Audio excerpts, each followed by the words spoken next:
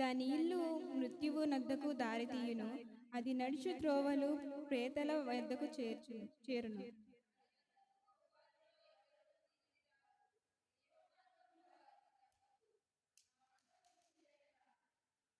నీవు సజ్జనుల మార్గమున యందు నడుచుకొందువు, నీతిమంతుల ప్రవర్తనను అనుసరించుదువు.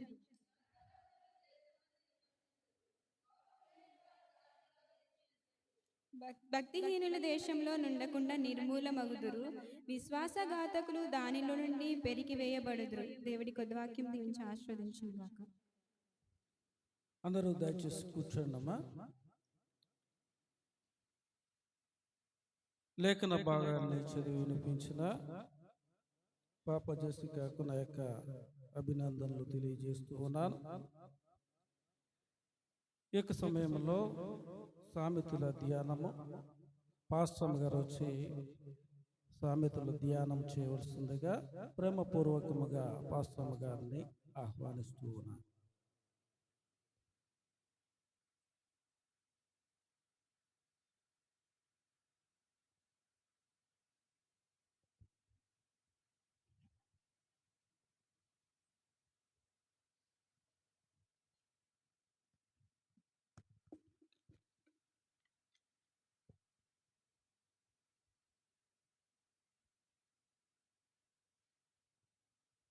Praise the Lord. దేవుని నామమునకు మహిమ కలుగును గాక. ముందుగా ఈ అవకాశం ఇచ్చిన దేవాది దేవునికి వందనాలు చెల్లిస్తున్నానండి. అదేవిధంగా పాస్టర్ గారికి, సంఘాన్ని అంతటికీ కూడా దేవుని నామంలో వందనాలు చెల్లిస్తున్నాను. మనము సామెతలను అధ్యయనం చేసుకుంటున్నాము. మొదటిది కంప్లీట్ చేస్తాము, రెండవది కూడా సగం వరకు వచ్చింది. సామెతల వల్ల మనం ఏం నేర్చుకుంటున్నామంటే జ్ఞానమును నేర్చుకుంటున్నాము. ఈ సామెతలు వలన మనము జ్ఞానమును నేర్చుకుని ఆ జ్ఞానము మన నిత్య జీవితంలో ఏ విధముగా ఉపయోగించుకోవాలన్నది ఇంతవరకు మన సహోదరులు ఒక్కొక్క వారము వివరించుకుంటూ వచ్చారండి. ఇప్పుడు మనము సామెతలు 2వ అధ్యాయము 16వ వచనము నుంచి 22వ వచనం వరకు ఒక్కొక్క వచనాన్ని చూద్దాం. 16వ వచనం అండి. మరియు అది జార స్త్రీ నుండి, మృదువుగా మాట్లాడు పరస్త్రీ నుండి నిన్ను రక్షించును. ఏది జార స్త్రీ నుండి, పరస్త్రీ నుండి మనల్ని రక్షిస్తుందండి? జ్ఞానము. మనము జ్ఞానమును కలిగి ఉంటే ఎదుటివారి నుంచి రక్షించబడతాం. ఎదుటివారు మనల్ని ఏ విధంగా నాశనం చేయాలని వాళ్ళు పన్నాగాలు పన్నినా కూడా మనం రక్షించబడతాం. ఇక్కడ ఒక వచనాన్ని చూద్దాము. సామెతలు 5వ అధ్యాయము 3వ వచనాన్ని ఒకసారి చూడండి.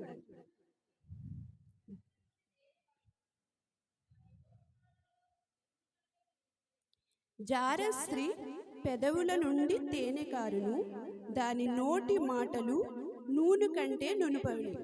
జార స్త్రీ మాటలు ఎలా ఉంటాయంటండి?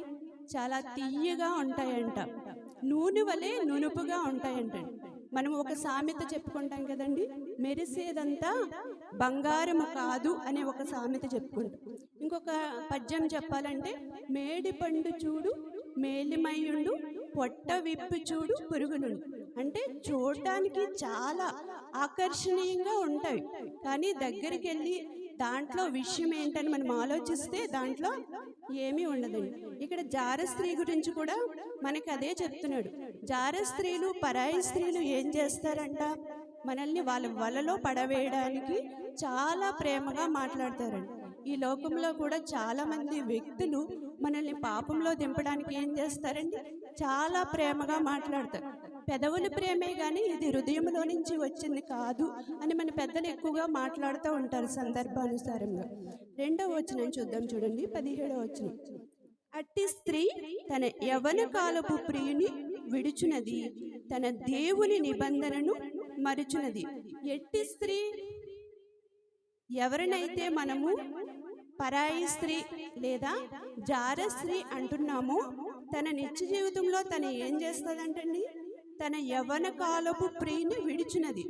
తన యవ్వన కాలంలో ఉన్న ప్రియుని విడిచిపెట్టేసింది. అంటే ఏంటంటే, వివాహం అయినప్పుడు, వివాహం చేసుకునే వాళ్ళందరికీ తెలుసా, ప్రమాణాలు చేస్తాం కదండి.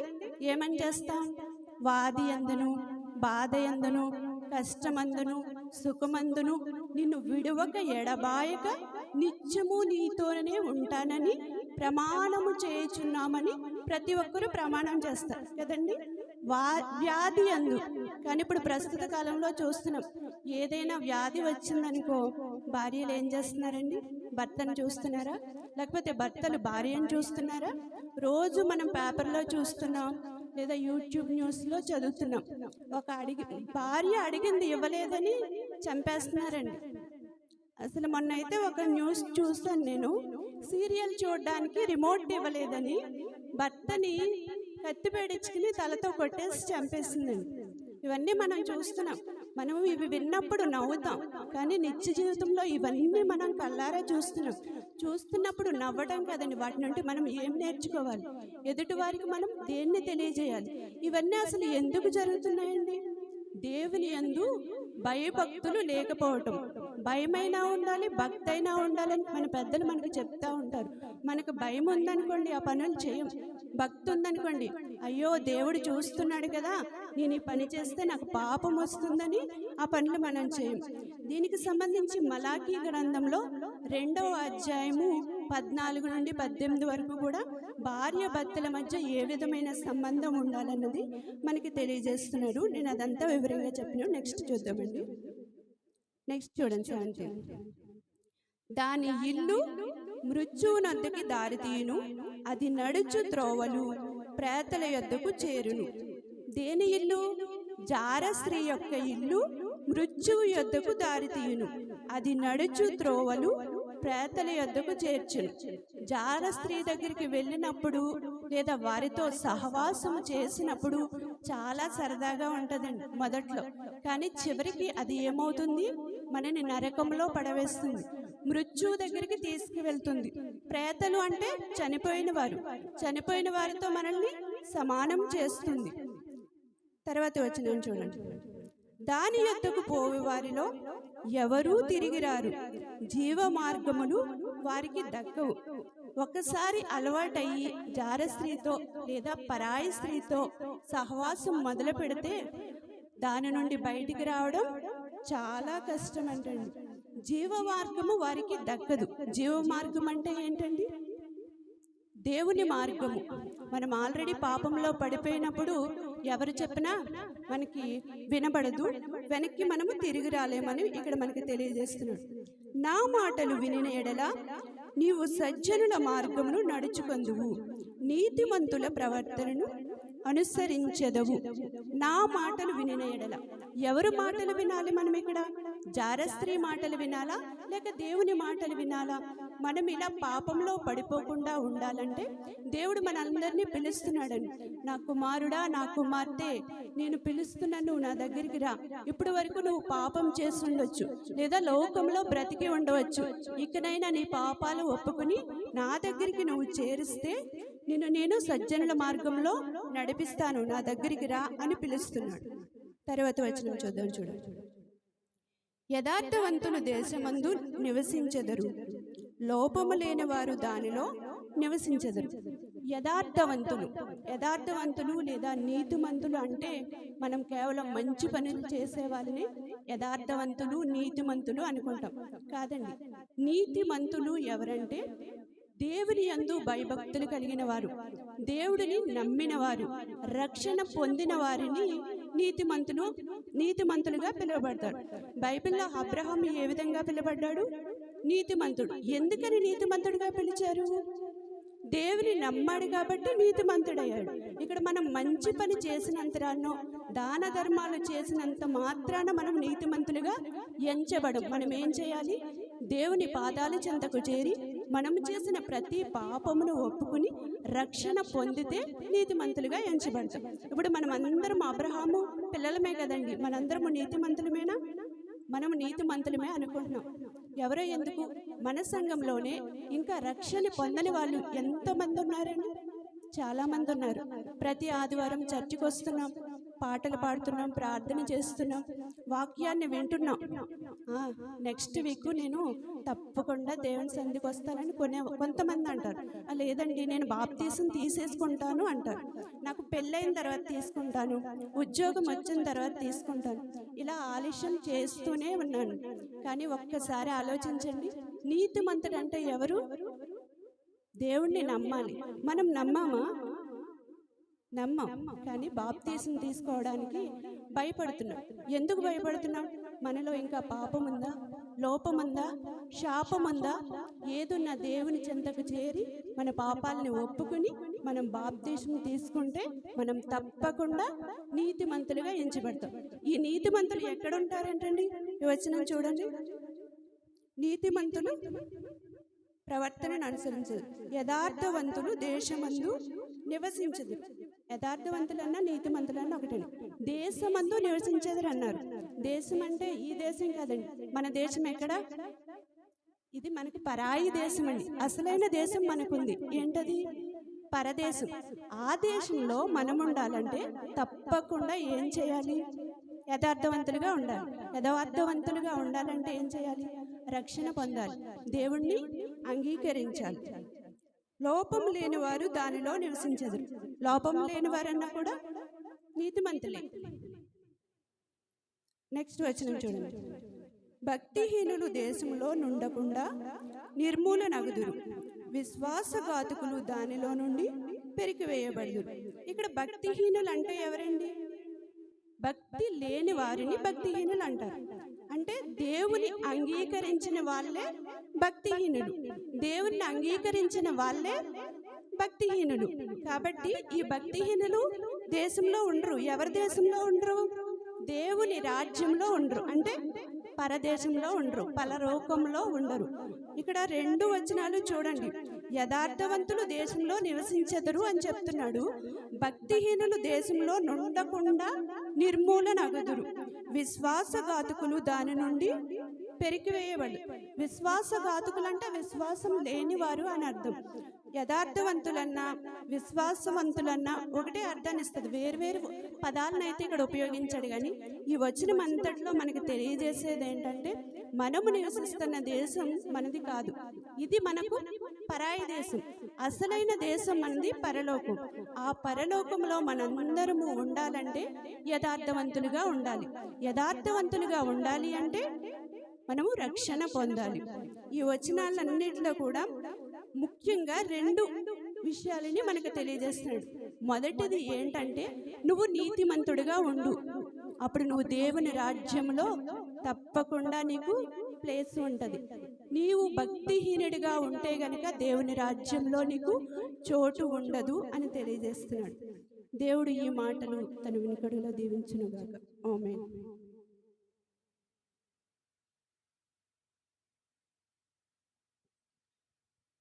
ఇంతవరకు చక్కని రీతిలో కీర్తన ధ్యానం చేసిన పాస్టర్ గారికి నా యొక్క ప్రత్యేకమైన వందనాలు తెలియజేస్తూ ఉన్నాను. ప్రియులారా, చక్కని లోతైన భావాలతో కూడిన మరి 4 పాయింట్స్ మన మధ్యన మరి పాస్టర్ గారు ఉంచారు. మొట్టమొదటిగా భార్య భర్తలు ప్రేమ కలిగి ఒకరొకరు అన్యోన్యత కలిగి ఉన్నప్పుడు సాతాను ఆ యొక్క కుటుంబంలో ప్రవేశించదు. ఇక్కడ జారస్త్రీ గురించి ఎందుకు వెళ్తారు, ఎందుకని ఆ విధంగా పాడైపోతారు గల కారణం ఏంటంటే, ఈ కుటుంబంలో సరైన భార్య భర్తలకు అవగాహన లేకపోవటం వలన కుటుంబ వ్యవస్థ పాడైపోతుంది. దాని మాటలు చాలా స్వీట్ అయినవి అని ప్రియులారా, ఇది ఆలోచన చేయాలి. ఇంకేదంటే మానవుని యొక్క జీవితంలో చాలా ఉపయోగపడే మాటలు. సాతాను మరి యొక్క స్త్రీలో ప్రవేశించి ఇది నిజమా ప్రియులారా, ఇది నిజమా అని ఏ విధంగా స్త్రీని పాపంలో పడవేస్తుందో, అలాగే స్త్రీ ద్వారా స్త్రీలో ప్రవేశించి మరి మానవుడిని కూడా అదే విధంగా పాపంలోకి పడవేస్తుంది. దాని యొక్క మాటలకు మనం ఏం చేయాలి? లోబడకూడదు. మన తండ్రిని మనము స్మరణకి తెచ్చుకోవాలి. మూడవదిగా మనము నీతిమంతులుగా ఉండాలంటే మనం ఏం చేయాలి? మన హృదయాన్ని పరిశుద్ధపరుచుకుని మన ప్రభువుని సొంత రక్షకునిగా అంగీకరించి మన హృదయంలో మన ప్రభువుని చేర్చుకొని మనము నమ్మి బాప్తిసము పొందాలి. నాలుగవదిగా దేవుణ్ణి అంగీకరించకపోతే మటుకు దేవుని రాజ్యాన్ని మనము కోల్పోతాము. దేవుణ్ణి అంగీకరించి దేవుణ్ణి సొంత రక్షకునిగా అంగీకరించి మనం మరి ఆయన బాటలో నడిచినట్లయితే దేవుని రాజ్యాన్ని స్వతంత్రించుకుంటాం. చక్కని 4 పాయింట్లు ఆమె తెలియజేశారు. మరి ఈ విధంగా మనము ఆత్మీయ జీవితంలో ముందుకు సాగాలని మిమ్మల్ని హెచ్చరిస్తూ ఈ యొక్క మాటలను దేవుడు దీవించును గాక. ఈ యొక్క సమయంలో సాక్ష్యాలకు సమయం పడుతుంది. సాక్ష్యాలను పంచుకోవాల్సిందిగా మనం చేసుకోవాలి. సాక్ష్యాలు చెప్పవలసిన వారు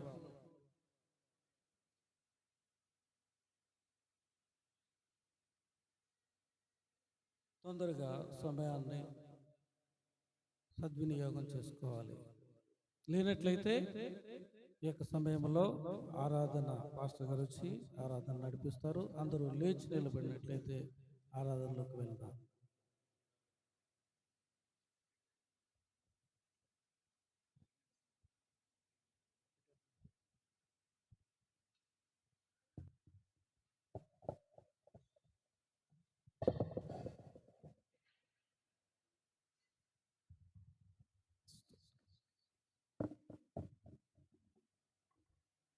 ఈ సమయంలో అందరూ కూడా కొద్ది నిమిషాలు మన కన్నులు మూసుకొని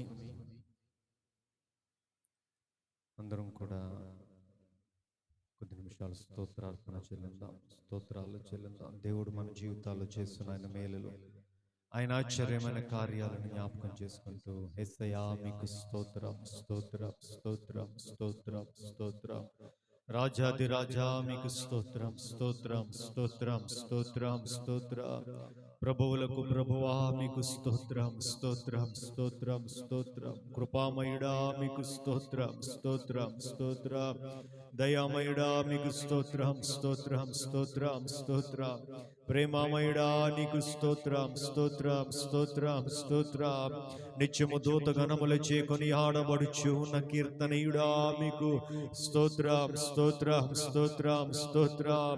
మా జీవితాల్లో మీరు చేస్తున్న మేలులన్నిటిని బట్టి దేవా మీకు స్తోత్రం స్తోత్రం స్తోత్రం స్తోత్రం.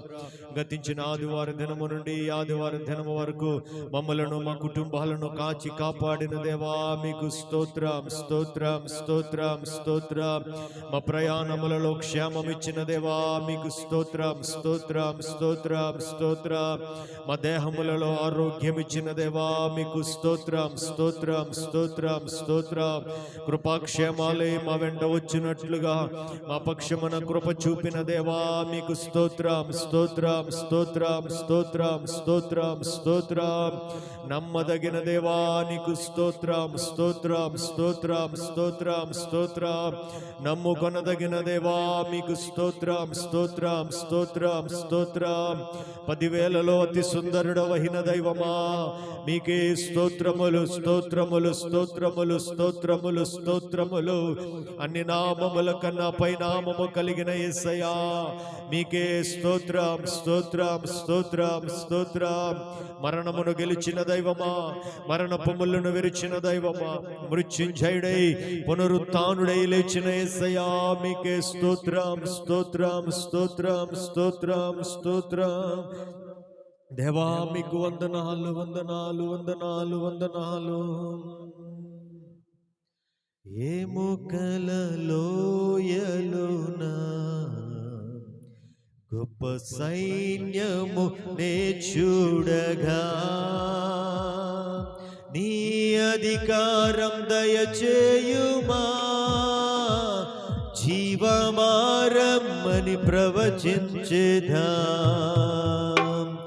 ఎముకల లోయలోనా గొప్ప సైన్యము నే చూడగా నీ అధికారం దయచేయుమా జీవమారమ్మని ప్రవచించేదా మండే యజ్ఞల్లే రాదేవా అన్య భాషలతో అభిషేకించు ఎగసే గాలల్లే నన్ను తాకుమా జీవనది వలనే ప్రవహించుమా మండే యజ్ఞల్లే రాదేవా అన్య భాషలతో అభిషేకించు ఎగసే గాలల్లే నన్ను తాకుమా జీవనది వలనే ప్రవహించుమా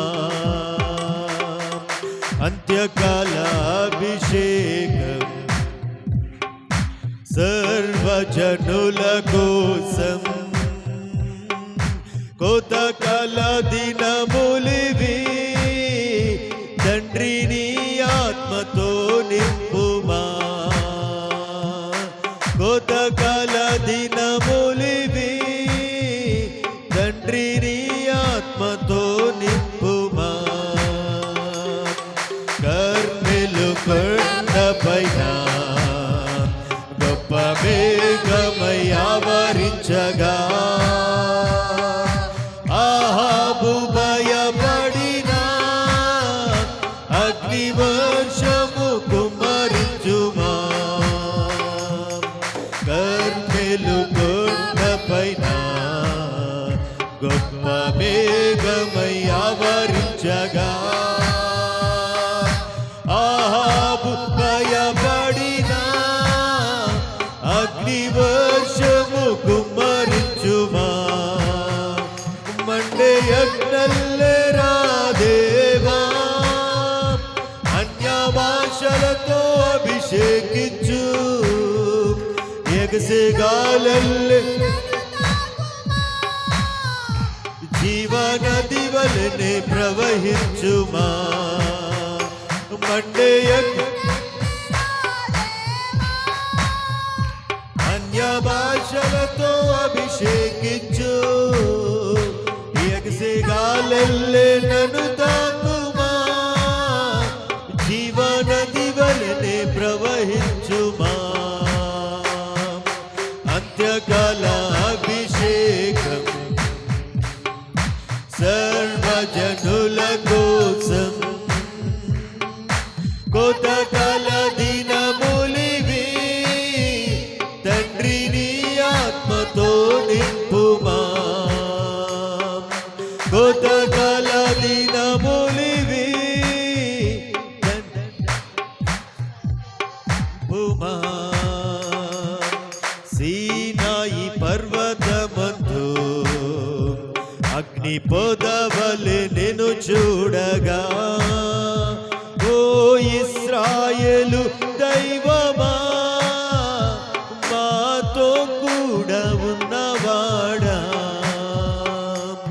సీనాయి పర్వతమందు అగ్ని పొదవలె నేను చూడగా ఓ ఇశ్రాయేలు దైవమా మాతో కూడా ఉన్నవాడా మండే యజ్ఞల్లే రాదేవా అన్య భాషలతో అభిషేకించు ఎగసే గాలల్లే నన్ను తాకుమా జీవనది వలనే ప్రవహించుమా మండే యజ్ఞల్లే రాదేవా అన్య భాషలతో అభిషేకించు ఎగసే గాలల్లే నన్ను తాకుమా జీవనది వలనే ప్రవహించుమా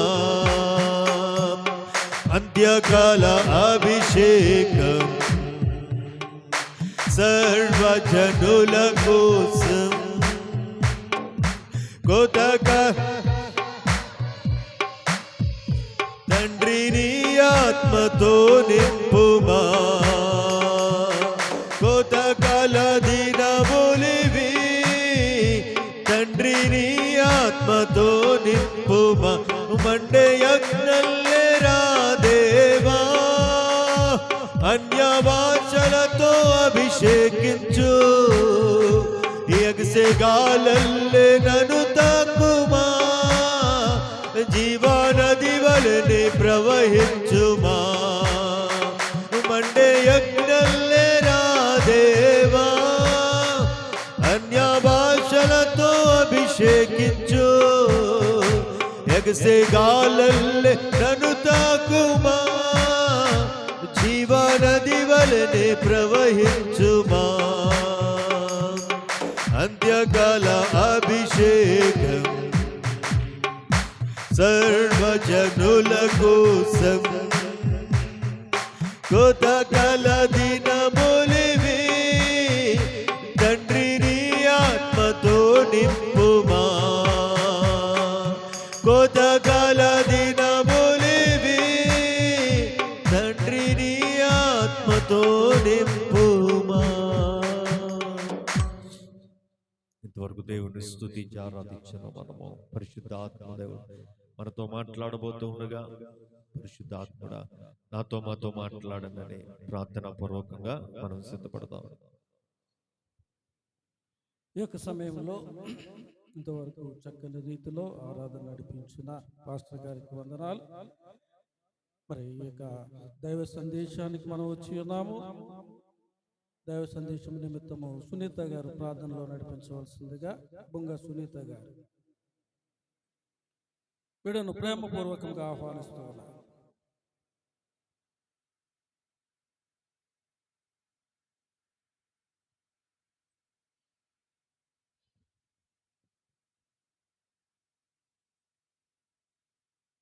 ప్రార్థన. స్తోత్రం స్తోత్రం పరిశుద్ధుడా మహోన్నతుడా మా దేవ మీకే వందనములు స్తోత్రములు ప్రభువా.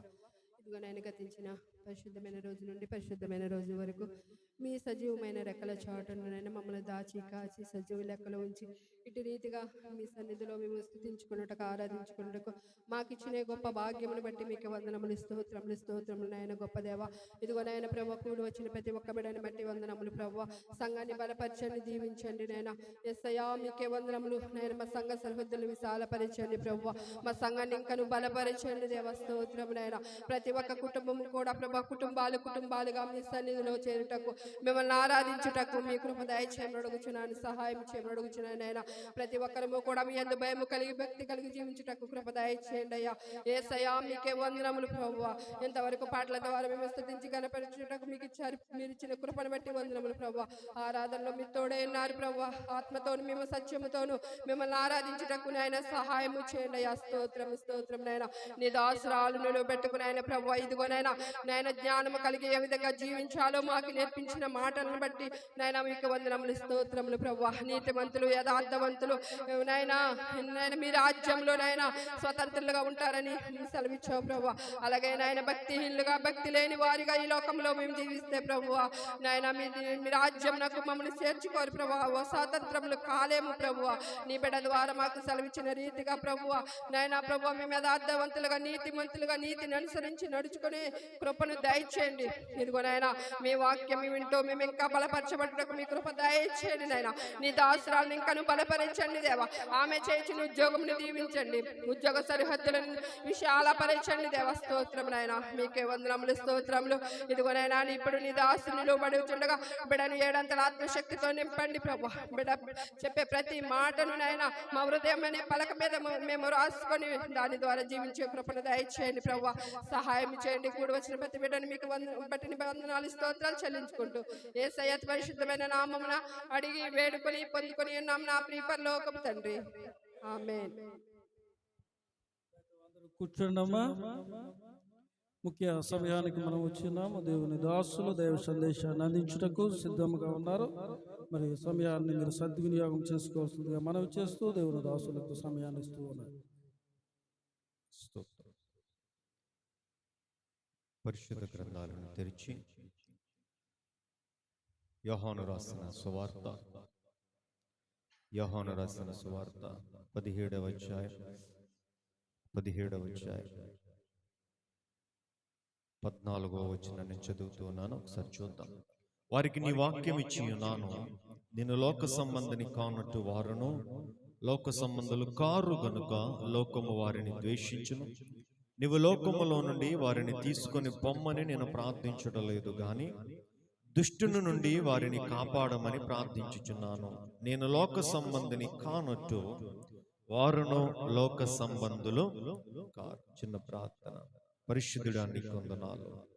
ఇంతవరకు మీ ఆత్మ సారథ్యంలో మమ్మల్ని మీరు నడిపించారు అయ్యా. ఈ సమయంలో నీ సేవకునిగా నీ పక్షాన నిలువబడి కొన్ని మాటలను విత్తుచూ ఉండగా ఎత్తబడిచిన నీ వాక్యం అనే విత్తనము వినిచున్న మందరి హృదయాలలో 30దంతలుగా 60దంతలుగా 100అంతలుగా ఫలింపచేయండి.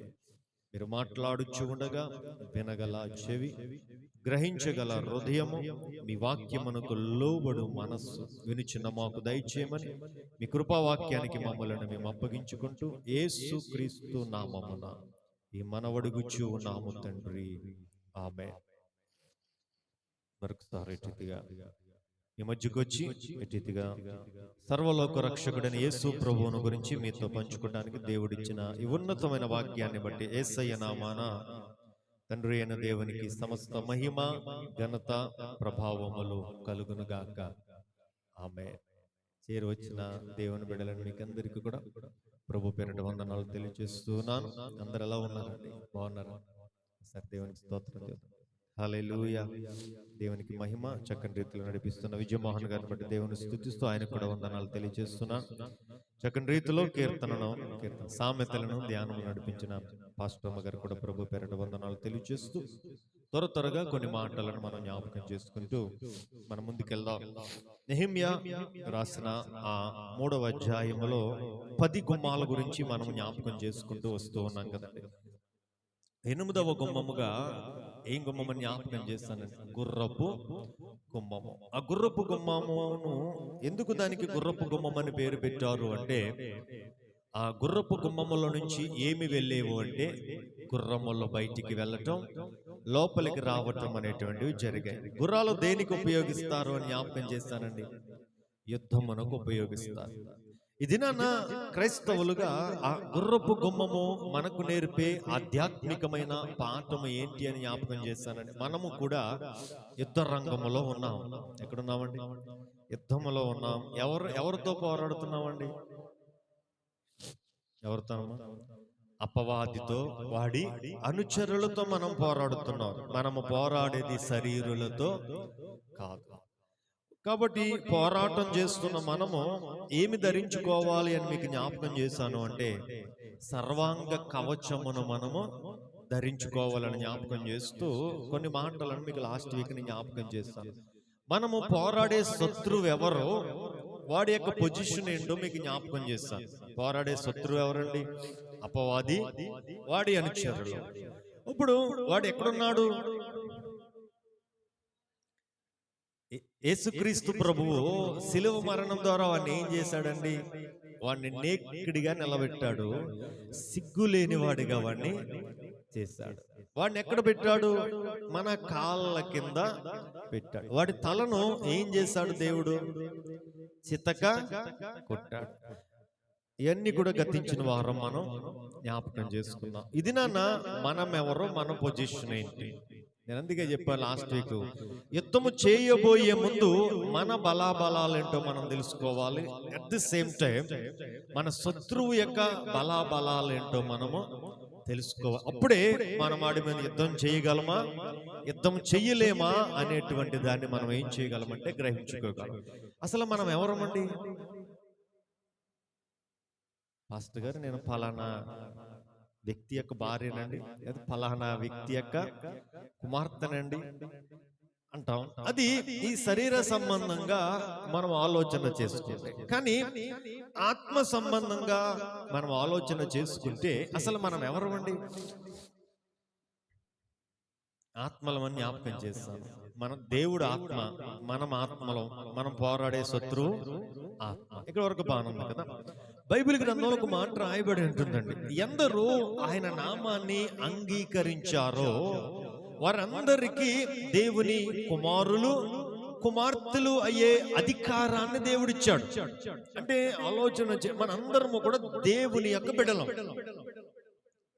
లాస్ట్ వీకే జ్ఞాపకం చేశాను ఒక మాట, ఎంతమంది గుర్తుందో లేదో నాకు తెలియదు, కానీ మనము దేవుని రాజ్య వారసులం. ఎవరమండి? యేసు దగ్గరికి రాకముందు మనం ఎవరి స్వాధీనములో ఉన్నామని జ్ఞాపకం చేశాను. అపవాది స్వాధీనంలో ఉన్నాం. ఎందుకు అంటే ఆడు చెప్పినట్లుగా నడుచుకునే వాళ్ళం. ఎవరిని తృప్తిపరిచే వాళ్ళం అంటే మన మాటల ద్వారా కావచ్చు, క్రియల ద్వారా కావచ్చు, చేతల ద్వారా కావచ్చు, నడక ద్వారా కావచ్చు, నడవడిక ద్వారా కావచ్చు. మనల్ని చూచి ఓ వెరీ గుడ్, నువ్వు నా బిడ్డవే అని ఎవడు చెప్పేవాడండి? అడిగి ఏ టెన్షన్ లేదు మన గురించి. ఎప్పుడు వరకునండి? యేసు దగ్గరికి రానంత వరకు. ఎందుకంటే మనం ఆడినే చూడండి అమ్మా, ఆడిని సంతోష పెట్టినప్పుడు మన గురించి ఆడికి ఏమైనా టెన్షన్ ఉంటుందా? ఆడు గుండెల మీద చేసుకుని నువ్వు నా బిడ్డవరా బాబాయ్ అని అంటాడు. కానీ యేసు దగ్గరకు వచ్చిన తర్వాత యేసును మన హృదయాల్లో చేర్చుకున్నప్పుడు ఒకడికి టార్గెట్ కింద మనం మారిపోయాం. ఎవడండి వాడు? అప్పటి వరకు మనల్ని ఏం చేయడండి. ఎప్పుడైతే మనం యేసును అంగీకరించామో మనల్ని అనగద్రొక్కటానికి చూస్తాడు. మన కుటుంబంలోని సమాధానాన్ని దొంగిలించడానికి ప్రయత్నం చేస్తాడు. భార్యాభర్తల మధ్య సమాధానం ఉన్నంతసేపు వారు అన్యోన్యంగా ఉంటారు. ఒక చిన్న గిల్లి గజ్జి పెట్టాడంటే చాలు, ఆ సమాధానం అంతా ఏమైపోతుందండి. అత్తగారికి కోడలకి మధ్య ఒక చిన్న ఏమెడతాడండి, ఒక్క చిన్న మాట ఆడతాడు. ఆ మాట మొత్తం ఇల్లంతటిని ఏం చేస్తుందంటే తగలబెట్టేస్తుంది. ఎందుకు ఇవన్నీ అపవాది చేస్తూ ఉన్నాడు అంటే కేవలం ఒకటే, ఆడికి ఇష్టంగా ఉన్నంతసేపు మనల్ని ఆడు ఏం చేయడు. ఆడికి మనం విరోధంగా మారాం కాబట్టి, ఆడి ఆపోజిట్ గ్రూప్ లో మనం చేరాం కాబట్టి ఆడు మనల్ని ఏం చేయటం ప్రారంభిస్తాడంటే టార్గెట్ చేయటం ప్రారంభిస్తాడు. అందుకే యోహాను సువార్త నేను ఎక్కువగా జ్ఞాపకం చేస్తాను. 10వ అధ్యాయం 10వ వచనంలో దొంగ దొంగతనమునకు, హత్యకు, నాశనం చేయటానికి వస్తాడు. ఎవరంటండి ఆయన? మిస్టర్ దొంగ. ఎవరండి ఆయన? మిస్టర్ సాతాన్ గడు. ఎందుకు వస్తాడంటండి? దొంగతనం చేయటానికి, హత్య చేయటానికి, నాశనం చేయటానికి వస్తాడు. మీరు అనుకుంటున్నారు, ఈ దినాన ఒక మాట ఆలోచన చేయండి. ఇప్పుడు యేసుక్రీస్తు ప్రభు మనల్ని ఆయన రాజ్య వారసులుగా మార్చుకున్నప్పటి నుంచి యేసయ్య ఎలాగ ఆయన టార్గెట్, అపవాది టార్గెట్, మనము కూడా అపవాదికి ఎలా మారిపోయామంటే ఒక టార్గెట్ కింద మారిపోయాం. కానీ ఇక్కడ మనం జ్ఞాపకం చేసుకోవాల్సిన విషయం ఏంటంటే, బైబిల్ మన గురించి చెప్తున్న మాట ఏంటి అంటే మనము దేవుని ఎవరు బిడ్డలు? మనము దేవుని బిడ్డలం అనే విషయాన్ని జ్ఞాపకం చేసుకో. ఇందాక మనం చదవబడిన మాటలో యోహాను సువార్త 17వ అధ్యాయం 14 నుంచి 16 వచనాలు మనం చదివాం కదా. ఆ మాటలు ఎవరు చెప్తున్నారండి? యేసయ్య చెప్తూ ఉన్నాడు. మొదలు పెట్టంటున్నాడు, నేను వారికి నీ వాక్యం ఇచ్చి ఉన్నాను. ఏమిచ్చాడంటండి? నేను వారికి నీ వాక్యం ఇచ్చాను, వారు నీ వాక్కును అంగీకరించారు. ఎవరండి వాక్యం? యేసయ్యే వాక్యం. ఇప్పుడు శిష్యులు నన్ను అంగీకరించారయ్యా, శిష్యులు నన్ను నీ కుమారునిగా ఒప్పుకున్నారు, నేను నీ దగ్గర నుండి వచ్చానని మీరేం చేశారు అంటే గ్రహించారు. అప్పుడు అంటున్న మాట చూడండి, నేను లోక సంబంధిని కానట్టు వారును. చూడండి ఏమంటున్నాడు? నేను లోక సంబంధిని కాను అని ఒప్పుకుంటున్నాడండి. ఎవరండి? యేసయ్య ఒప్పుకుంటున్నాడు. ఆయన ఈ లోక సంబంధి కాదంట. ఇప్పుడు వారు అంటున్నాడు. ఎవరండి వారు? శిష్యులు. ఎవరైతే ఆయన వాక్యమును అంగీకరిస్తారో, ఎవరైతే వాక్యమయ్యున్న యేసయ్యను వారి హృదయాల్లో చేర్చుకుంటారో, వారి గురించి బైబిల్ చెప్తున్న మాట ఏంటి అంటే వారు ఈ లోక సంబంధులు కారు. నేనంటానండి, ఉపవర్గ పాస్టర్ గారు దీని గురించే మాట్లాడారు కదా. మనది ఏ లోకం అండి? మంది పరలోకం. ఎందుకు అంటే మనము యేసయ్యను, నేను అందుకే జ్ఞాపకం చేశానండి. మీరు అనుకోవచ్చు, పాస్టర్ గారు మంద పరలోకం అంటారు ఏంటండి? మనం ఎక్కడ నివసిస్తున్నామండి? భూమి మీద నివసిస్తున్నాం కదా. అందుకే భూమి మీద నివసించటానికి ఈ శరీరాన్ని ఒక గుడారం కింద ఇచ్చాడు. ఈ శరీరము మంది కాదు, కానీ శరీరములో దేవుడు పెట్టిన ఆత్మ మనం. శరీరంలో దేవుడు ఏం పెట్టాడండి? అందుకే అంటాడు కదా, మా ఈ భూ సంబంధమైన ఈ గుడారము శిథిలమైపోతుంది. ఇదేమవుతుందంటండి? శిథిలమైపోతుంది. కానీ లోపల ఉన్న మనమేమో ఆలోచన చేయండి, ఈ శరీరము శిథిలమైపోతుంది. అందుకే జ్ఞాపకం చేస్తాను కదా, మరణించిన తరువాత ఏం జరుగుతుంది? అసలు మరణం ఎలా జరుగుతుందండి? పాస్టర్ గారు మేము ఏదో చూసి వచ్చినట్టు మమ్మల్ని అడుగుతున్నారు ఏంటంటారమ్మా? ఆలోచన చేయండి, అసలు మరణం అంటే ఏంటి? శరీరము నుంచి ఆత్మ వేరైపోవటం కదా. ఇప్పుడు శరీరములో నుంచి ఆత్మ బయటికి వెళ్ళిపోయింది అంటే ఈ శరీరం ఏమైపోతుంది? నిర్జీవం అయిపోతుంది కదండి. మట్టి మన్నైనది ఎక్కడ కలిసిపోతుందండి? మట్టిలో. కానీ దేవుడు మనలో పెట్టిన ఆత్మకు ఏమి లేదండి. అంటే ఆత్మ నిజమైనదా, శరీరం నిజమైనదా? ఆత్మే. ఇప్పుడు అందుకే చెప్తున్నాడు, నేను ఈ లోక సంబంధిని కాదు, మంది పరలోకం. మంది పరలోకం. అది గుర్తు చేస్తున్నాడు. నేను ఈ లోక సంబంధిని కానట్టు వీరు కూడా ఈ లోక సంబంధి. అందుకే చెప్పానండి, అపవాది ఈ లోక సంబంధాల మీద పోరాటం చేయదు. అపవాది రాజ్యం ఏ రాజ్యం అండి? ఇహలోక రాజ్యం కాదు. వాడిది ఏ లోకం అంటే వాడిది ఆత్మలోకం. మన యేసయ్యది కూడా ఆత్మ ప్రపంచం. మనము కూడా ఆత్మలమై ఉన్నాము అన్నదానికి అందుకే మీకు జ్ఞాపకం చేస్తాను. ఇప్పుడు కిందకు వద్దారండి. సార్, లోక సంబంధాన్ని కానట్టు వారు లోక సంబంధాలు కారు గనుక లోకము వారిని ద్వేషించి, నేను లోకములో నుండి వారిని తీసుకొని పొమ్మని నేను ప్రార్థించడం లేదు. ఏమంటున్నాడండి? ఇప్పుడు వారిది ఈ లోకం కాదు కదా, నువ్వు ఈ లోకములోంచి వారిని తీసుకెళ్ళిపోయా అని దేవునికి ప్రార్థన చేయట్లేదు అంటండి యేసయ్య. మరి ఏమని చేస్తున్నాడు చూడండి, దుష్టును నుంచి వారిని కాపాడమని ప్రార్థన చేస్తున్నాను. దుష్టుడు ఎవడండి? అక్కడ దుష్టుడు ఎవరండి? సాతాను. అంటే ఈ ప్రార్థన మన కొరకు యేసయ్య ఎప్పుడు చేశాడండి? ఆయన బ్రతికి ఉన్నప్పుడు, అంటే శరీర ఆకారముతో ఆయన ఈ భూమి మీద జీవించినప్పుడు యేసయ్య మన కొరకు చేసిన ప్రార్థన, వాక్యమైన యేసయ్యను చేర్చుకున్న మన కొరకు చేసిన ప్రార్థన ఏంటంటే, నేను ఈ లోకములోనే ఉన్నాను కానీ నాది ఈ లోకము కాదు.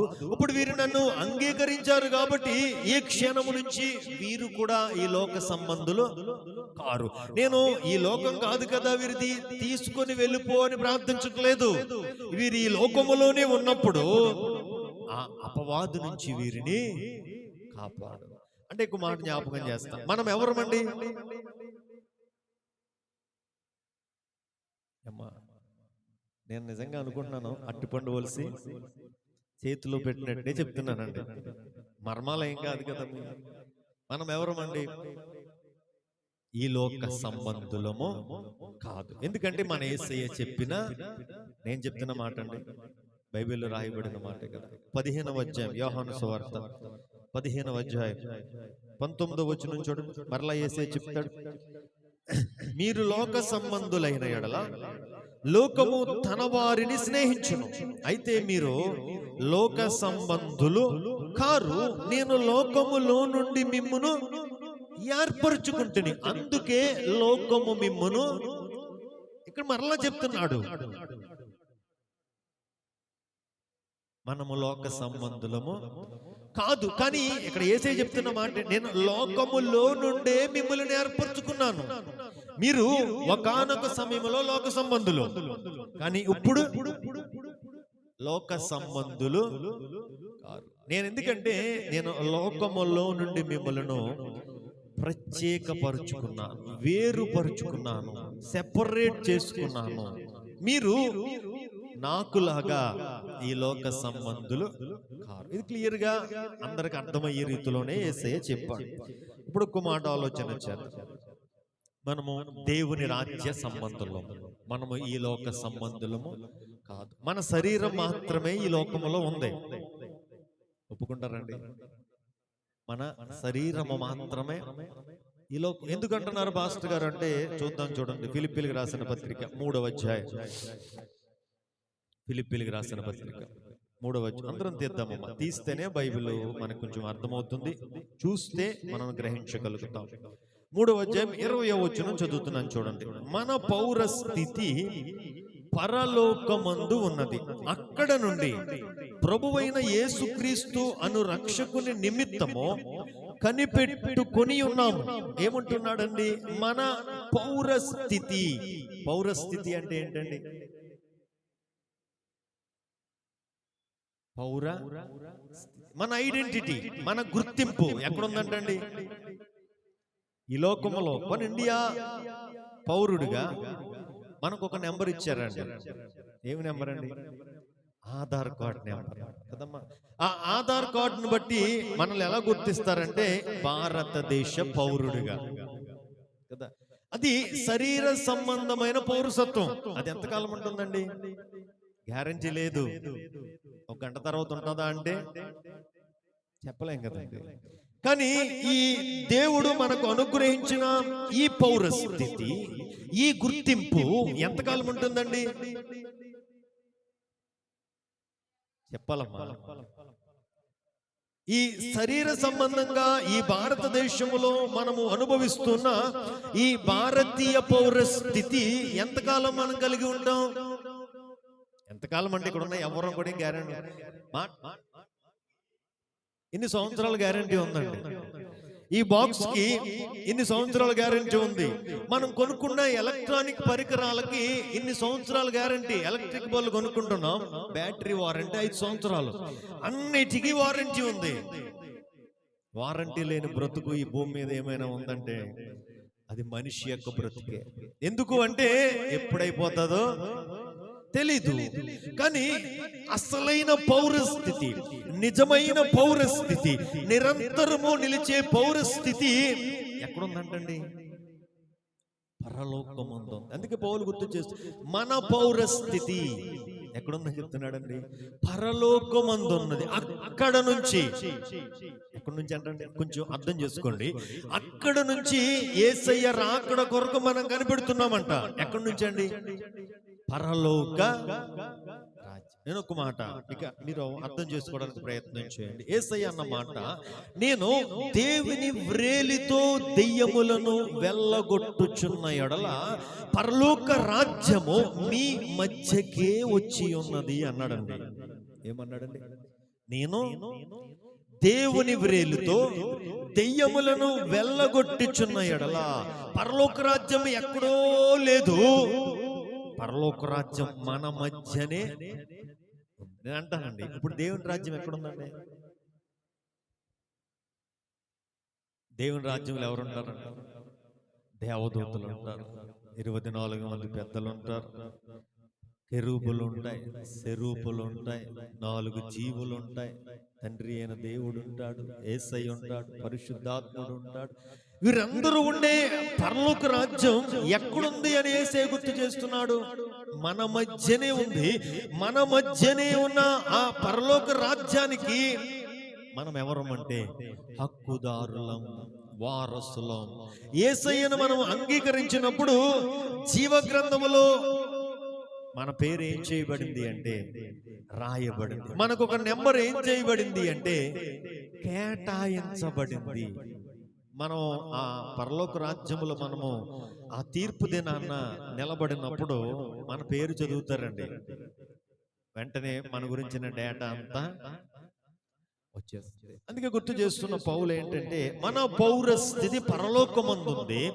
అక్కడ నుండి మన ప్రభువైన యేసుక్రీస్తు అను రక్షకుని నిమిత్తము మనం ఏం చేస్తున్నామంటే కనిపెట్టుకుని ఉన్నాము. సమస్తమును తనకు లోపరుచుకొన జాలిన శక్తిని బట్టి ఆయన మన దీన శరీరాన్ని ఎలా మార్చబోతున్నాడు అంటే మహిమ శరీరంగా. అంటే ఆలోచన చేయండి, మీకందరికీ అర్థం చేసుకోవడానికి ప్రయత్నం చేయండి. పరిశుద్ధాత్మ దేవుడు అటువంటి గ్రహింపునిచ్చును గాక. ఆమేన్. నేనంటాను, శరీరం ఇక్కడ ఉందండి, శరీరము ఇక్కడ ఉంది. శరీరము లోపల ఆత్మ ఉంది కాబట్టి మనం జీవిస్తున్నాం. ఇప్పుడు దేవుడు మనలో ఉంచిన ఆత్మ బతికిందా చచ్చిపోయిందండి? చెప్పాలమ్మా. క్రీస్తుతో పాటు దేవుడు మనల్ని బ్రతికించాడు. ఇప్పుడు బ్రతికినప్పుడు ఏం జరిగిందండి? ఎలా బ్రతికింది మనలో ఉన్న ఆత్మ?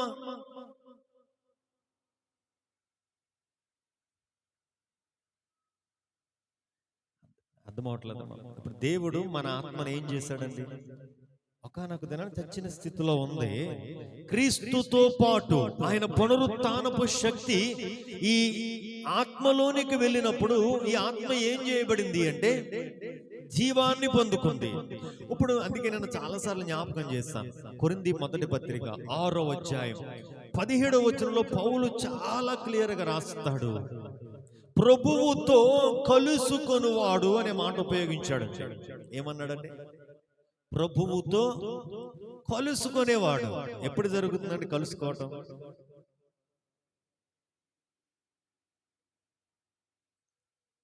అవి వచ్చిన చూసేసి ఒకసారి నా వైపు చూడండి. ఏమని రాశాడు? అటువలనే ప్రభువుతో కలుసుకునేవాడు. ఆ మాట ఎందుకు ఉపయోగించాడండి పౌలు? ముందు వచ్చిన ఎవరి గురించి మాట్లాడాడు? వేశ్యతో కలుసుకునేవాడు ఆమెతో ఏక శరీరమై ఉన్నాడు అనే ఎగ్జాంపుల్ ఉపయోగించి పౌలు వాడిన పదం ఏంటి? అటువలనే. ఎటువలనే? వేశ్యతో కలుసుకున్నవాడు ఆమెతో ఏక శరీరము ఎలాగా అవుతాడో అలాగే ప్రభువుతో కలుసుకున్నవాడు ఆయనతో ఏకాత్మయున్నాడు అన్నాడండి. ఏక శరీరం అన్నాడా? ఏక ఆత్మ అన్నాడా? ఏమన్నాడు? ఏక ఆత్మ అన్నాడు. అంటే భార్యాభర్తల గురించి మనం ప్రసంగాలు చేస్తాం కదా పెళ్ళప్పుడు. భార్యాభర్తలు ఇరువురిని కూడా వివాహం ద్వారా దేవుడు ఏం చేశాడంటే ఏక శరీరముగా చేశాడు కదండి. ఎప్పుడు జరుగుతుందండి? దేవునితో ఒక నిబంధనలోనికి వారు వచ్చిన. ఇందాక మనం జ్ఞాపకం చేసుకున్న పాస్టమ్ గారి జ్ఞాపకం. ఇప్పుడు దేవునితో ఒక నిబంధనలోనికి మనం ఎప్పుడైతే వస్తామో, మీరు ఆలోచన చేయండి, ఎప్పుడు దేవునితో నిబంధన చేసుకుంటామండి? మనం దేని ద్వారా చేసుకుంటామంటే యేసు రక్తము ద్వారా మనము దేవునితో ఏం చేసుకున్నాము అంటే నిబంధనలోనికి వచ్చాం. పాత నిబంధనలో మీరు చూడండి, అబ్రహాము, ఇస్సాకు, యాకోబు, నోవహులు ఒక బలిపీఠం కట్టేవారండి. బలిపీఠం కట్టిన తర్వాత ఒక జంతువును బలిచ్చేవారు. జంతువును బలిచ్చి దేవునితో వారు ఏం చేసుకునేవారంటే నిబంధన చేసుకునేవారు. ఏం చేసుకునేవారు? నిబంధనకు గుర్తుగా వారు దేన్ని వాడేవారంటే రక్తాన్ని, బలి పశువు యొక్క రక్తాన్ని వాడేవారు. ఇప్పుడు యేసు దగ్గరికి మనం వచ్చి దేవునితో మనం ఏం చేసుకున్నామంటే యేసు రక్తము ద్వారా, ఆ నిబంధన ద్వారా మనం ఎవరిని కలుసుకున్నామండి? ప్రభువుని. ఇది బయటికి కనిపించే కలయిక కాదు, ఇది ఆత్మలో జరిగే. అందుకంటున్నాడు ప్రభువును కలుసుకొనువాడు అని చాలా క్లియర్ గా రాశాడండి. ఆయనతో ఏమై ఉన్నాడు అంటే ఏకమై ఉన్నాడు. అంటే మన ఆత్మ, దేవుని ఆత్మ ఏం చేయబడ్డాయండి? చెప్పాలమ్మా. ఏకమై ఉన్నాయి. అంటే దేవుడు ఎక్కడున్నాడో మనము అక్కడే. చెప్పండి అమ్మా, నాకు కొంచెం మరి చెప్తూ ఉంటే నాకు కొంచెం మీకు అర్థమవుతుందేమో అని నేను అనుకుంటా. ఏకమై ఉంటున్నామంటే అర్థం ఏంటండి? ఇప్పుడు 2 డిస్పోజల్ గ్లాసులు తీసుకున్నామండి. డిస్పోజల్ గ్లాసుల్లో దీంట్లో సగం నీళ్ళు వేసాం, దీంట్లో సగం నీళ్ళు వేసాం. ఇప్పుడు ఈ సగం నీళ్ళు ఈ సగం నీటిలో దిమ్మరించేస్తాం. ఇప్పుడు ఆ గ్లాసులో ఉన్న నీళ్ళు ఏంటి? దీంట్లో చూపించగలరా? ఎందుకు చూపించలేరండి? కలిసి ఏమైపోయినాయి? ఏకమైపోయినాయి, మిళితమైపోయినాయి. కాబట్టి మన నీళ్ళేవో వేరే వ్యక్తిని లేవో మనకి. అట్ ద సేమ్ టైం యేసుని మనము అంగీకరించినప్పుడు పరిశుద్ధాత్మనితో మనము ఏం చేయబడ్డాము అంటే ఏకము చేయబడ్డాం. ఏం చేయబడ్డాము? ఏకము చేయబడ్డా, ఆయనతో ఐక్యమైపోయాం. అందుకే బైబిల్ అంటుంది మన పౌరస్థితి పరలోకమందుంది. అక్కడి నుంచి మనం ఏం చేస్తున్నాం? ప్రభువు కొరకు ఎదురు చూస్తున్నా. ఒకానొక దినం రాబోతుంది. ఆ దినం ఏం జరుగుతుందంటే ఈ దీన శరీరం, దీన ఆత్మని రాయలేదండి అక్కడ. ఈ దీన శరీరం ఏం పొందుకుంటుంది అంటే మహిమ శరీరంగా మార్చబడుతుంది. దేవుడేమో మన ఆత్మను ఆయనతో వెంటబెట్టుకుని వస్తాడు. మన శరీరమేమో మహిమ శరీరంగా మారి మన ఆత్మను కలుసుకోవటానికి ఆ మధ్యాకాశములోనికి యేసయ్య దగ్గరకు ఏం చేయబడుతుంది అంటే కొనుపోబడుతుంది. ఇది తెస్సలోనికి రాసిన మొదటి పత్రిక 4వ అధ్యాయము 13వ వచనం నుంచి 18వ వచనం వరకు పౌలు సరే నిద్రించుచున్న వారిని గూర్చి మీకు తెలియకుండా నాకు ఇష్టం లేదని మొదలుపెట్టి చెప్తున్న మాటల్లో మనం గ్రహించవచ్చు. ఇంకొక మాట చదువుదాం చూడండి. ఎఫెసీయులకు ఈ మాట కొంచెం అర్థమవుతుంది. ఎఫెసీయులకు రాసిన పత్రిక 2వ అధ్యాయం 7వ వచనం ఒకసారి చదువుతాం. క్రీస్తు యేసు నందు మనలను ఆయనతో కూడా లేపి పరలోకమందు ఆయనతో కూడా కూర్చుండబెట్టెను. కూర్చునండి. కూర్చుండబెట్టాడు అంటే అర్థం ఏంటండి? చెప్పండి, పర్వాలేదు. అంటే అది జరిగిపోయిన క్రియ. కూర్చుండబెడతాడు అంటే ఈరోజు పెట్టొచ్చు, రేపు పెట్టొచ్చు, ఎల్లుండి పెట్టొచ్చు, ఒక సంవత్సరం తర్వాత, కొన్ని యుగాల తర్వాత పెట్టొచ్చు. కానీ కూర్చుండబెట్టెను అంటే అర్థం ఏంటండి? ఇది ఆల్రెడీ జరిగిపోయిన ప్రక్రియ. అదే అంటున్నాడు కదండి. ఆ 2వ అధ్యాయము మొదటి నుంచి మనం చదువుకుంటా వస్తే ఇందాక జ్ఞాపకం చేశాను. పాపముల చేతనో అపరాధముల చేతనో మనము చచ్చిన వారై ఉండగా ఆయన మనల్ని క్రీస్తుతో బ్రతికించి బ్రతికిన మనల్ని పరలోకమందు ఎవరితో కూర్చుండబెట్టాడంటండి? మన రక్షకుడైన యేసయ్యతో ఏం చేశాడంటండి? కూర్చుండబెట్టాడు. మంది ఈ లోకం కాదు, మంది మరల గుర్తు చేస్తున్నానండి, శరీర సంబంధులుగా మనం ఈ లోకములో ఉన్నాం. కానీ మనము శరీర సంబంధులము కాము, మనము ఆత్మ సంబంధులం. మన లోకం పరలోకం. మనం ఎవరితో కూర్చుని ఉన్నాం అంటే బైబిల్ చెప్తుంది మనము మన యేసయ్యతో కూర్చుండబెట్టబడ్డాం. హల్లెలూయా. ఇప్పుడు అందుకే చెప్తే మనం ఎవరమండి? మన శత్రువైన అపవాది ఎవరండి? సాతాను. వాడు ఎక్కడున్నాడండి? మన పాదాల కింద. వాడి చేతిలో ఆయుధం ఉందా అండి? ఆయుధము లేదు. వాడిని దేవుడు ఏం చేశాడండి? సిగ్గుపరిచాడు. వాడి తలను దేవుడు ఏం చేశాడండి? చితక్కొట్టాడు. ఇది మన శత్రువైన అపవాది గురించి మన జీవ గ్రంథమైన బైబిల్ చెప్తున్న మాట. ఇప్పుడు ఇదే గ్రంథము మన గురించి కూడా రాశాడు. మనం ఎవరమండి? దేవుని బిడ్డలం, దేవుని రాజ్య సంబంధులం. మన రాజ్యం పరలోకం. మనం ఎవరితో కూర్చున్నాం? మన యేసయ్యతో కూర్చున్నాం. మన యేసయ్యతో మనం ఏం చేయబడ్డాం? ఐక్యము చేయబడ్డాం. ఇక వరకు చాలా జాగ్రత్తగా. అందుకే పేతురు కూడా అంటాడు, మీరు యాత్రికులను పరదేశులనై ఉన్నారు. ఎవరంటండి? మనము ఏమో ఒప్పుకోవడానికి ఇష్టపడలేదు పాస్టర్ గారు. ఇప్పుడు అవన్నీ ఎందుకండి బాబు, మాకు ఇంకా 50, 60, 70 ఇంకా రాలేదండి, మీరు ఎప్పుడే యాత్ర అంటున్నారు. కానీ మన వాళ్ళు ఏమేస్తారంటేనమ్మా, చనిపోయిన తర్వాత ఏమంటారండి? పరలోక పిలుపు, మహిమ ప్రవేశం ఇవన్నీ. కానీ అది కరెక్ట్ కాదండి. మనం యేసును అంగీకరించినప్పుడే మన లోకం, మన దేశం, మన ఐడెంటిటీ అనేటువంటివి ఏం చేయబడ్డాయి అంటే మార్చివేయబడ్డాయి. హల్లెలూయా. అంటే మనం దేవుడు తనతో కూర్చుండబెట్టుకుని మనకేమిచ్చాడు అంటే అధికారం ఇచ్చాడు. ఏమిచ్చాడండి? చూడండి, లాస్ట్ వీక్ మీకు ఒక జ్ఞాపకం చేశాను కదా. అపవాది ఎక్కడున్నాడండి?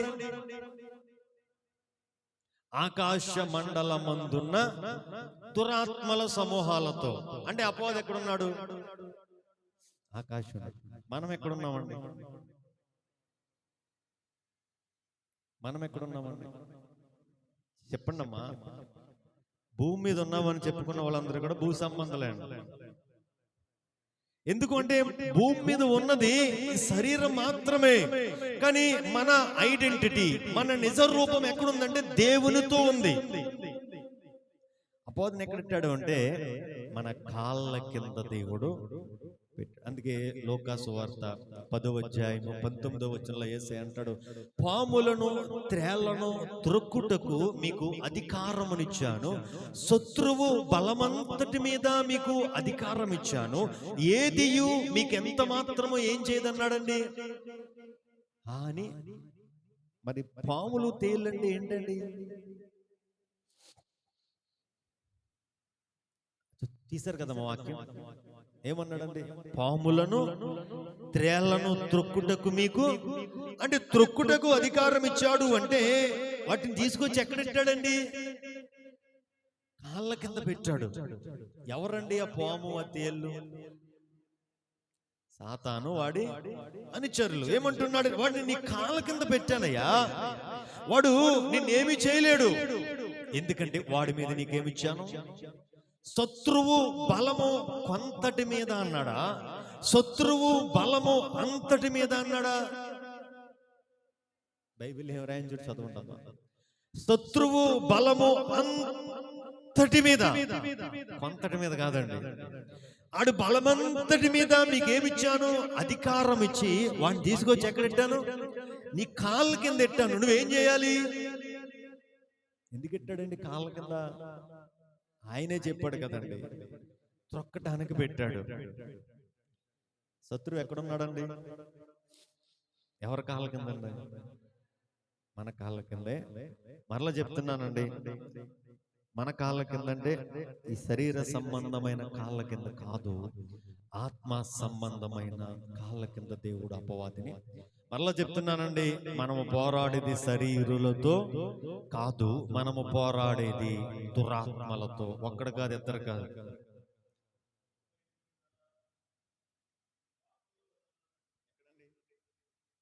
మన భారతదేశం బయట ఎంతమంది ఉన్నారో మనకి తెలియదు కదా. అంటే వారందరితో మనం ఏం చేస్తున్నాం? పోరాడుతున్నాం, ముందుకెళ్తున్నా. ఎందుకు లాస్ట్లో ఒకసారి ఈ చిన్న సన్నివేశాన్ని మీకు జ్ఞాపకం చేశాను కదా. ఒక వేటగాడు పని ఏంటండి? వేటగాడు పని వేటాడటం. వేటగాడు వేటాడడానికి అడవికి వెళ్ళాడండి. అడవికి వెళ్ళిన వెంటనే ఒక చెట్టుని చూశాడు. ఆ చెట్టు మీద ఉన్న తేనె పట్టును చూశాడు. తేనె పట్టును చూసిన వెంటనే తను ఎందుకు వచ్చాడో మర్చిపోయాడు. ఎందుకు వచ్చాడో మరిచిపోయి ఆ చెట్టు ఎక్కేసి ఆ తేనె పొట్టు తినటం ప్రారంభించాడు. ఆ తేనె పొట్టు అతనికి మత్తు కలిగించడం వల్ల తేనె త్రాగుతూ ఉండిపోయి ఎప్పుడు చీకటి అడిపోయిందో ఆ వ్యక్తికి తెలియలేదు. ఇప్పుడు ఈ మొసలి ఆ చెట్టు మీద ఉన్న వ్యక్తిని చూచింది. వీడెప్పుడు కిందకి పడతాడా, ఎప్పుడు వీడిని మింగేస్తామా అని నోరు తెరిచి చూస్తుందంటండి. సింహము దూరము నుంచి వేటగాడిని చూచి వీడెప్పుడు కిందకి దిగుతాడా, ఇన్నెప్పుడు తినేద్దామా అని సింహం చూస్తుందంటండి. ఆ చెట్టు ఎలా ఉందంటే అప్పటికే దాని లోపల చెద పురుగులు తినేయటం వల్ల చెట్టు అప్పటికే కొంచెం వాలిపోయి ఉందంటండి. ఈడ ఏం చూసుకోలేదండి, తేనె రుచికరంగా ఉంటుంది కదండి. జారస్త్రీ పెదవుల నుండి వచ్చే మాటలు ఎలా ఉంటాయండి? తేనె కంటను నునుపైనవి కదా. అలాగా ఆ తేనెని ఏం చేస్తూ ఉన్నాడు అంటే రుచికరంగా ఆస్వాదిస్తూ ఉన్నాడు. అదేమైంది అంటే ఆ వేటగాడి యొక్క బరువుకి నదిలో పడిపోయిందంటే. నదిలో ఎవడున్నాడండి? మొసలుంది. మొసలు ఏం చేసిందంటే అండి ప్రాణముతో ఉండగానే మింగేసిందంటండి. చూడండి ఒకసారి దీన్ని మనం ఆలోచన చేయగలిగితే మనము ఈ లోక సంబంధులం కాదు. ఎందుకంటే బైబిల్ చెప్తున్న మాట. ఇప్పుడు ఈ లోకంలోనికి మనం ఎందుకు వచ్చామండి? యాత్ర చేయటానికి వచ్చాం. ఎందుకు వచ్చామండి? యాత్ర చేయటానికి వచ్చాం. ఇప్పుడు యాత్ర చేస్తూ ఉన్నప్పుడు మనము ఈ లోక సంబంధమైన వాటిని పట్టించుకోకుండా యాత్ర చేసినంత కాలం ఇబ్బంది ఉండదండి. కానీ ఈ లోక సంబంధమైన మూల పాఠముల వైపు, ఈ లోక సంబంధమైన ఆశల వైపు మనము ఒక్కసారి గనక చూస్తే ఎలా ఉంటుందంటే లోకం ఆకర్షిస్తుంది. ఏం చేస్తుందంటే శరీరాశ, నేత్రాశ, జీవపుడమం అనేటువంటివి ఈ లోకములో ఉన్నాయి కాబట్టి ఆ తేనె ఆ వేటగాడిని ఎలా ఆకర్షించిందో ఈ లోకము కూడా పరదేశులమైన మనల్ని, యాత్ర చేయటానికి వచ్చిన మనల్ని ఏం చేస్తుంది అంటే ఆకర్షిస్తుంది. ఇప్పుడు ఆ ఆకర్షణకు లోనై ఈ లోక సంబంధంగా మనం వెళుతూ ఉన్నప్పుడు అంటండి అపవాది ఎవడిని మృంగుదునా అని గర్జించు సింహం వల్ల ఏం చేస్తుందంటండి తిరుగుతూ ఉంటుందంట. పాతాళం అంటండి మొసలి వలె ఎప్పుడు నా ఒడిలో పడతాడా, ఎప్పుడు వీడిని ప్రాణముతోనే మృంగేద్దామా అని నోరు తెరచి ఏం చేస్తుందంటే చూస్తూ ఉంటుంది. ఎప్పుడైతే ఆ తేనె వైపు చూచి మన పిలుపును మనం మరిచిపోయామో ఆ చీడ పురుగులు లాంటి పాపాలు, చిన్న చిన్న పాపాలు అంటారు. చీడ పురుగులు ఎంత ఉంటాయండి? ఒక పురుగు పెద్ద చెట్టుని తినేయటం సాధ్యమండి? 1,00,000 పురుగులు పెద్ద చెట్టుని తినేయటం సాధ్యమంటే సాధ్యమే. ఆ చిన్న చిన్న పాపాలు ఏం చేస్తాయంటే మన ఆధ్యాత్మిక జీవితాన్ని తినివేయటం ప్రారంభిస్తాయి. ఆ వేటగాడు ఏ విధముగా ప్రాణముతో ఉండగానే ఆ మొసలికి ఆహారముగా మారిపోయాడు. పాతాళము కూడా మనల్ని ఏం చేస్తుందంటే ప్రాణముతో ఉండగానే మనల్ని కూడా బ్రింగేస్తుంది.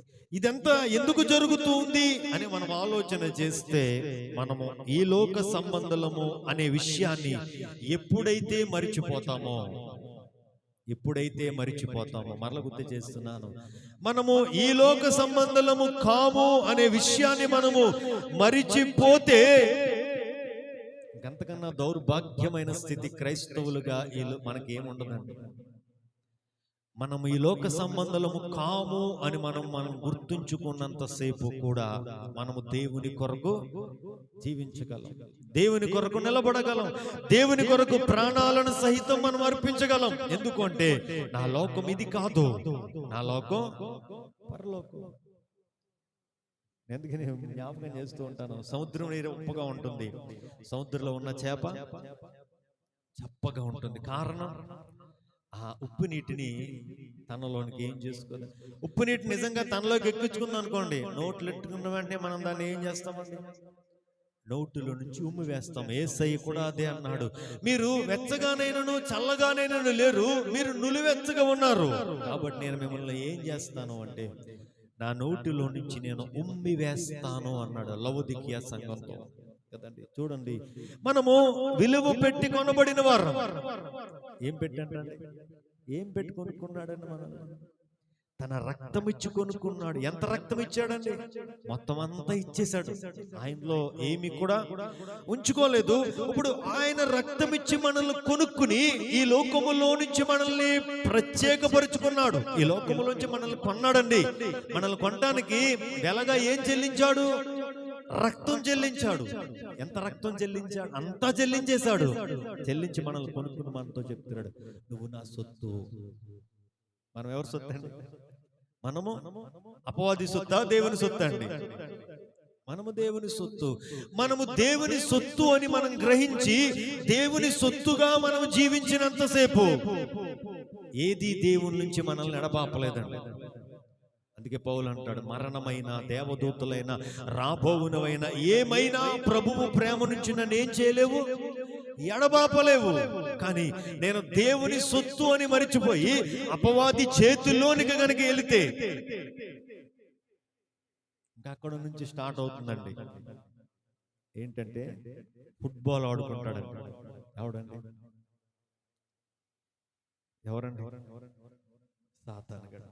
కాబట్టి యుద్ధ రంగంలో ఉన్నప్పుడు అపవాది ఎవడో తెలుసుకోవాలి, మనం పోరాడే శత్రువు ఎవడో తెలుసుకోవాలి, అట్ ది సేమ్ టైం మనం ఎవరో తెలుసుకోవాలి. మూడవదిగా జ్ఞాపకం చేస్తున్నాను, ఇప్పుడు అపవాదికి ఏమి లేదంటే ఆయుధము లేదు, అపవాదికి ఏమి లేదంటే తల లేదు. అపవాది ఏం చేయబడ్డాడంటే సిగ్గుపరచబడ్డాడు. కానీ ఆ తలకాయ లేనోడు, ఆయుధము లేనోడు, ఆల్రెడీ సిగ్గుపరచబడ్డవాడు ఏ విధంగా మనల్ని మోసం చేస్తున్నాడు, ఏ విధంగా మనల్ని తన స్వాధీనం చేసుకోవడానికి తన కొరకే దేవుడు సృష్టించిన ఆ నిత్య నరకములోనికి తీసుకుపోవడానికి ప్రయత్నం చేస్తున్నాడు కదా. అలా ఈ నరకం ఎవరికి సృష్టించాడండి? ఒకసారి చదువుదాం చూడండి. మత్తయి సువార్త 24వ అధ్యాయంలో యేసయ్య అంటాడు కదా, అసలు నరకాన్ని మన కొరకు కాదని సృష్టిస్తా. అసలు దేవునికి మనం నరకానికి వెళ్ళటమే ఇష్టం లేదు. కానీ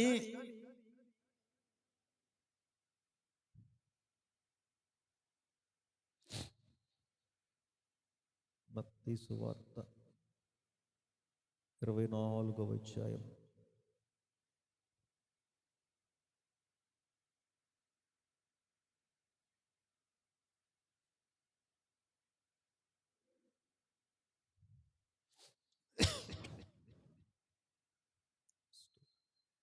24లో గానమ్మా 25లో కానీ మరి 2 అధ్యాయాల్లోనే ఉంటుంది. అపవాదికిని వాడి అనుచరులకును స్తోత్రం.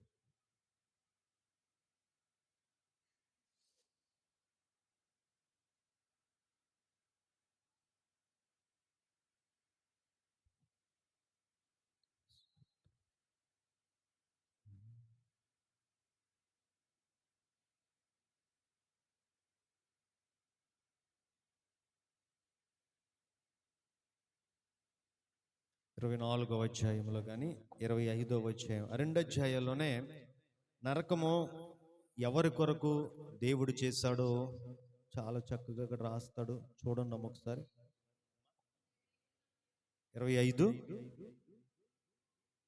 25వ అధ్యాయము 41వ వచనం చూడండి. అప్పుడు ఆయన ఎడమ వైపున ఉండు వారిని చూచి, శపింపబడిన వారులారా, నన్ను విడిచి అపవాదికిని వాని దూతలకును సిద్ధపరచబడిన నిత్యాగ్నిలోనికి పోవుడి. అంటే ఆ నిత్యాగ్ని అనేటువంటిది ఎవరి కొరకు దేవుడు సృష్టించాడు అంటే మన కొరకు కాదు, మరి ఎవరు కనుకండి? సాతాను కొరకు, వాడి అనుచరుల కొరకు. ఇప్పుడు చూడండి, అది సృష్టించింది వాడి కొరకైనా అడిగి తెలుసండి. ఎవరి కొరకైనా అడిగి తెలుసు, అపవాదిగాడికి తెలుసు. కానీ వాడేంటి అంటే, నేను ఒక్కడనే వెళ్తే నాకంత సంతోషంగా ఉండదు, నాతో పాటు మరి కొంతమందిని తీసుకుని వెళ్ళిపోతే నాకు. దానికి ముందు ఒక మాట, ఇప్పుడు యేసుక్రీస్తు ప్రభువు సిలువలో ప్రాణం అందరి కొరకు పెట్టాడా, కొందరి కొరకు పెట్టాడండి? సర్వ మానవాళి పాప పరిహార నిమిత్తం యేసయ్య తన రక్తాన్ని, ఇప్పుడు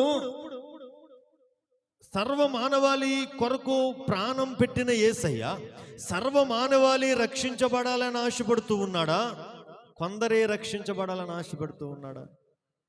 ఆయన అందరూ రక్షించబడాలని ఆశపడుతూ ఉన్నాడు. కానీ ఇక్కడ అపవాది ఏం చేస్తున్నాడంటే, కొంతమందిని ఏం చేస్తున్నాడండి, తనతో పాటు లాక్కుని వెళ్ళిపోతున్నాడండి. వెళ్ళిపోతాను, చూడు చూడు చూడు, నువ్వు వీడి కొరకు ప్రాణం పెట్టావు కదా, ఏం ఉపయోగం లేదు వీడికి, నేనేం చేస్తున్నాను నరకములోనికి, చూడు చూడు చూడు, నీ త్యాగం ఏమైంది వీడి వల్ల, వ్యర్థమైపోయింది అని యేసయ్యకు చూపించడానికంటండి. యేసయ్య త్యాగాన్ని అవహేళన చేయటానికి అపవాది ఏం చేస్తున్నాడంటే, తనతో పాటు కొంతమంది లాక్కుని వెళ్ళిపోతున్నాడు. అసలు ఎవడెళ్తాడండి ఆడుతో అని మనం ఆలోచన చేస్తే, మనకి క్రైస్తవులుగా మనకు ఆడు గురించి తెలుసు. ఏంటంటే ఆడు తలకాయ లేనోడని, ఆడి దగ్గర ఆయుధము లేదని, ఆడు ఆల్రెడీ సిగ్గుపరచబడ్డాడని, ఆడు ఆల్రెడీ కిందకు పడద్రోయబడిన వ్యక్తి అని మనం జ్ఞాపకం చేసుకున్నాం. కానీ చాలా మంది క్రైస్తవేత్తరులను లాక్కెళ్ళి వెళ్ళిపోతున్నాడంటే వారికి తెలియదు కాబట్టి లాక్కెళ్ళిపోతున్నాడు అనుకోవచ్చు. ఇప్పుడు గుళ్ళోకి వస్తున్న వారు కూడా లాక్కెళ్ళిపోతూ ఉన్నాడు అంటే ఎంత దౌర్భాగ్యం అండి అది. ఆలోచన చేయండి. ఇప్పుడు యేసయ్య అంటే ఎవడో తెలియని వాడిని నాతో పాటు వచ్చేరా అని అన్నాడు అనుకోండి, అసలు యేసయ్య అపవాదిని ఏం చేసాడో వాడికి తెలియదు కాబట్టి అడు గుడ్డివాడి కింద వెళ్ళిపోవచ్చు. కానీ యేసయ్య అంటే ఎవరో తెలుసు, యేసయ్య అపవాదిని ఏం చేశాడో తెలుసు, యేసయ్య అపవాదిని ఎక్కడ పెట్టాడో తెలుసు.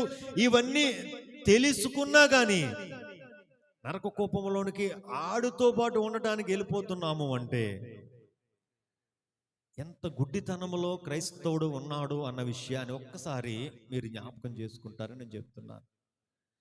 పౌలు చాలా క్లియర్గా మాట్లాడుతూ అన్నాడు. ఒక మాట చదువుదాం చూడండి. కొరింథీయులకు రాసిన రెండవ పత్రిక 10వ అధ్యాయం 2వ అధ్యాయం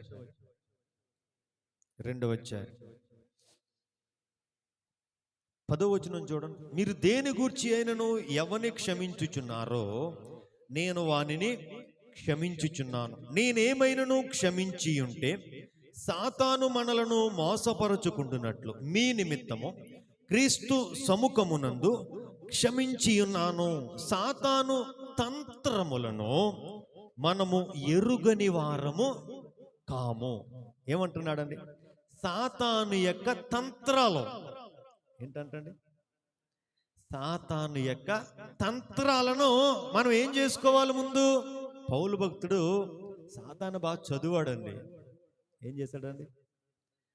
సాతానికి పౌలు భక్తుడికి మధ్య ఏం జరుగుతుండేదండి? నిరంతరం పోరాటం జరుగుతుండేది. అందుకే అంటాడు కదా, నాకు పేతురు ఎవరో తెలుసు, నాకు పౌలు ఎవరో తెలుసు అని స్కెవయ కుమారులను ఏం చేశాడంటండి? తరిమి బట్టలు చింపి మరీ కొట్టిందండి దెయ్యం. చూడండి, అంటే పౌలు భక్తుడు ఎవరో అపవాదికి తెలుసు. అపవాది ఎవరో పౌలు భక్తుడికి, అపవాది ఏమి ఆయుధాలు ఉపయోగిస్తాడో తెలుసు. నేను అంటాను, అలాంటి చేతిలో ఆయుధం ఉందా అండి? లేదు. కానీ ఆడెవడంటే మోసగాడు. అపవాదికి ఉన్న పేరేంటంటే మోసగాడు. అందుకే అక్కడ రాస్తాడు కదా, ఎవరు ఆది నుంచి ఏం చేస్తున్నాడంటే మోసం చేస్తూనే ఉన్నాడు. ఒకసారి చదువుదాం, ఒక మాట చూద్దాం చూడండి. యోహాను సువార్త 8వ అధ్యాయం, యేసుక్రీస్తు ప్రభు అన్నమాట. యోహాను సువార్త 8వ అధ్యాయం 44వ వచనం చదువుతున్నాను చూడండి. మీరు మీ తండ్రి యగు అపవాది సంబంధులు, మీ తండ్రి దురాశలు నెరవేర్చగోరుతున్నారు. ఆది నుండి వాడు నరహంతకుడయ్యుండి సత్యమందు నిలిచిన వాడు కాడు, వాని యందు సత్యమే లేదు. వాడు అబద్ధమాడినప్పుడు తన స్వభావమును అనుసరించి మాటలాడును. వాడు అబద్ధికుడును అబద్ధమునకు జనకుడునై ఉన్నాడు. ఎవరి గురించి చెప్తున్నారండి? యేసయ్య సాతాను గురించి చెప్తున్నమాట. అపవాది అంటండి మోసగాడంట. అపవాది నరహంతకుడు, వాడి యందు ఏమి లేదు, సత్యము లేదు. వాడు ఎవడు అంటే అబద్ధికుడు. రెండవది అబద్ధానికి తండ్రి. ఎవరంటండి ఆయన? అబద్ధానికి తండ్రి. ఇప్పుడు వాడు ఏం ఉపయోగిస్తాడు?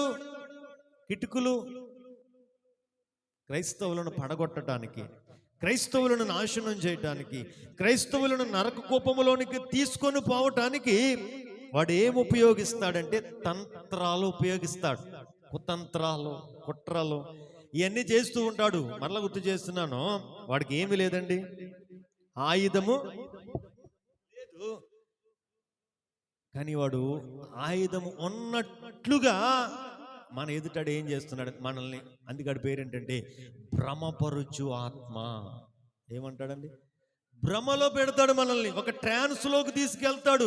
నా అంతటి గొప్పవాడు లేడు అని వాడు మనల్ని ఏం చేస్తాడు అంటే, నేను ఒక మాట అడుగుతానండి, అబద్ధం ఆడకుండా చెప్పండి. ఎవరికైనా దెయ్యం కనిపించింది అనుకోండి, భయపడతారా, ఎదిరిస్తారా? నిజం చెప్పండి అమ్మా.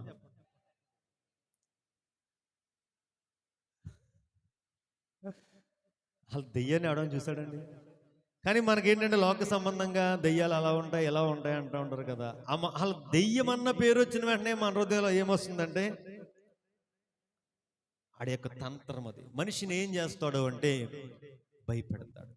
చూడండి, యేసు అలాంటి ఎక్కడిట్టాడండి? దేవుడు తీసుకొచ్చి మన కాళ్ళ కిందకి పెట్టాడని బైబిల్ చెప్తుంది. కానీ ఆడు మనల్ని ఏం చేస్తున్నాడు అంటే ఎంత జ్ఞానంలో ఇది నాన్న మనం ఉన్నామన్నది ఒకసారి ఆలోచన చేసుకోవాలి. ఒక దినాన్న స్మిత్ విగిల్స్వర్త్ అనే సేవకుడు పడుకొని ఉన్నాడు అంటాడు. ఎవరండి? స్మిత్ విగిల్స్వర్త్. నేను ఒకసారి మీకు జ్ఞాపకం చేసినట్టున్నా, 16 మందిని చనిపోయిన వ్యక్తులను లేపాడండి. తన సొంత భార్య చనిపోతేనే తన ప్రార్థన ద్వారా ఆయన ఏం చేశాడంటే తన భార్యను బ్రతికించుకున్నాడు. ఇప్పుడు ఆ వ్యక్తి సడన్గా లెగిసే సమయానికి దురాత్మ వచ్చి మంచాన్ని ఊపేస్తున్నాడండి. ఏంటి మంచం ఎలా ఊగిపోతుందని లేచి చూసేటాడికి ఎవడున్నాడంటే అప్పో నువ్వరా అని అక్కగా మళ్ళీ చక్కగా ఏం చేసాడంటే ఆయన చూడండి. అంటే ఆయనకున్న ధైర్యం ఏంటి? నువ్వు నన్ను ఏమన్నాడు దేవుడు? పాములను తేళ్లను త్రొక్కుడుకి మీకు అధికారం ఇచ్చితిని, శత్రువు బలమంతుడి మీద మీకు అధికారం ఇచ్చితిని, ఏదియు మీకు ఎంత మాత్రము హాని చేస్తాది అన్నాడా?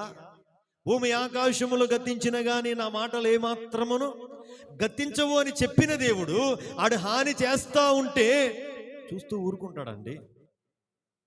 ఆలోచన చేయండి. కానీ ఇక్కడ వచ్చిన ఈ చిక్కంతా ఏంటంటే మనతోనే కదా. ఇక్కడ అందుకే పౌలు అంటున్నాడు, మనము అపవాది తంత్రములను ఎరుగని వారము కాము. అపవాది తన కుయుక్తితో మనల్ని ఏం చేయాలని చూస్తాడు అంటే మనల్ని పట్టుకోవాలి అని చూస్తాడు. కుయుక్తిని ఉపయోగిస్తాడు, కుట్రలు ఉపయోగిస్తాడు, మోసాన్ని ఉపయోగిస్తాడు, అబద్ధాన్ని ఉపయోగిస్తాడు. ఇవన్నీ ఎందుకు అంటే ఆల్రెడీ ఆ బంధకాల్లో నుంచి మనం బయటకు వచ్చేసాం కదండి, మరలా ఆ బంధకాల్లోనికి మనల్ని తీసుకుని వెళ్ళాలని. జూలియస్ సీజర్ అనే చక్రవర్తి చాలా రాజ్యాలను జయించాడు, రక్తపాతాన్ని సృష్టించాడు. ఆ రక్తపాతంలో తన వస్త్రాలను దుక్కున్నాడు అంటాడు. ఒకసారి చక్కగా అలాగే తన యొక్క విజయ గర్వాన్ని చూపించుకోవడానికి ఒక విజయోత్సవ ర్యాలీని ఏర్పాటు చేశాడంట.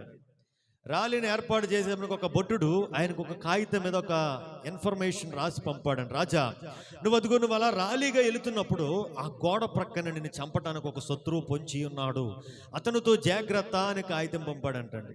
ఈయన ఏంటంటండి విజయం మీద గర్వం మీద ఉన్నాడు కదా, ఆ కాగితం తీసుకున్నాడు, జేబులో పెట్టుకున్నాడు. విజయం తలకెక్కిపోయిందేమో, ఇంకా ఎవడు ఏం చెప్పినా పట్టించుకోవట్లేదు. దీని కాగితం చూడటం మర్చిపోయి ఎదరికెళ్ళే సమయానికి ఆ పిల్లర్ పక్కన నుంచిన వ్యక్తి జూలియస్ సీజర్ అనే చక్రవర్తిని ఏం చేశాడండి? పొడిసి చంపేశాడు. పొడిసి చంపేసిన అక్కడ ఉన్న భటులందరూ వచ్చారు. ఏంటి రాజు జేబులో పెట్టుకున్న కాగితం ఏంటి అని తెరిచి చూసే సమయానికి ఆ భటుడు రాసినమాట, రాజా నువ్వు వెళ్ళే మార్గంలో జాగ్రత్త, ఆ స్థలంలో నీ మీద శత్రువు దాడి చేయటానికి పొంచి ఉన్నాడు, అతనితో జాగ్రత్త అని పంపాడు. అని ఆ వ్యక్తి ఆ చీటీని ఏం చేయలేదండి, చూడలేదు. చూడకపోవటం వల్ల శత్రువు ఏం చేశాడు అంటే చంపేశాడు. చూడండి, బైబిల్ చెప్తుంది అపవాది తంత్రాలను మనము ఎరుగని వారము కాము అని చెప్తుంది. అలా మనం పక్కనట్టేసాము అంటే, ఆ తంత్రాలు ఏమిటో మనము తెలుసుకోలేదు అంటే, అపవాది ఆ తంత్రాలను వాడుకొని మనల్ని ఏం చేస్తాడు అంటే చంపేస్తాడంటే, ఆ నిత్య నరకములోనికి, ఆ రెండవ మరణములోనికి మనల్ని ఏం చేస్తాడు అంటే తీసుకుని వెళ్ళిపోతాడు. ఆ తంత్రాలు అంటే మనము తెలుసుకోవాలి కదండి. అందుకే అక్కడ యోహాను సువార్త 8వ అధ్యాయంలోనే అంటున్నాడు కదా, వాడు అబద్ధికుడును, అబద్ధానికి అడేమై ఉన్నాడంటండి. అంటే వాడు మనల్ని పట్టుకోవటానికి, క్రైస్తవులుగా మనల్ని వాడి స్వాధీనం చేసుకోవటానికి, వాడి కొరకే సిద్ధపరిచిన ఆ నరక కూపములోనికి మనల్ని లాక్కుని వెళ్ళిపోవటానికి వాడు మన మీద ప్రయోగిస్తున్న ఒకానొక బాణం ఏంటి అంటే అబద్ధం. నిజంగా గుండెల మీద చేసుకుని ఎవరని చెప్పండి, పాస్టర్ గారు నేను అసలు అబద్ధం ఆడనండి.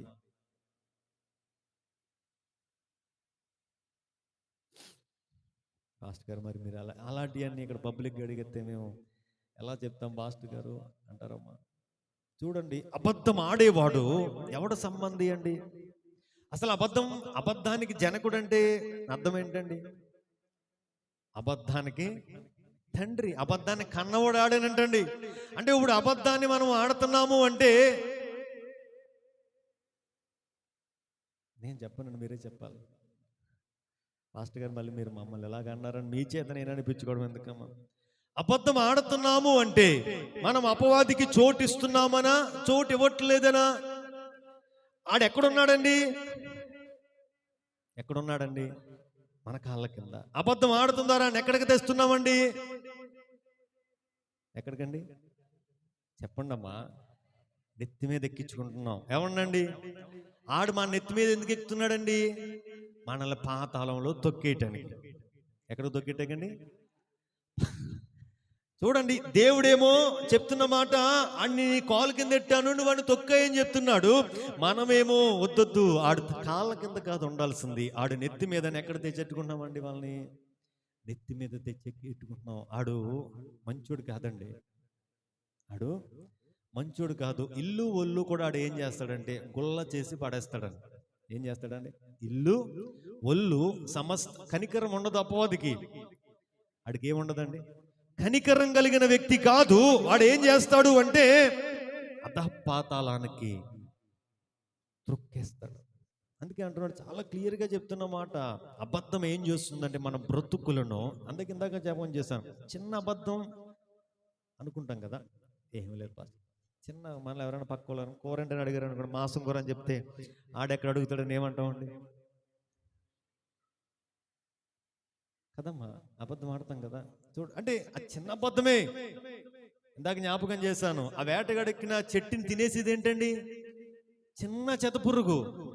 ఎంత ఉంటుందండి చెతపురుగు? చిన్న చెతపురుగు. ఆ చిన్న చెతపురుగు ఏం చేసింది?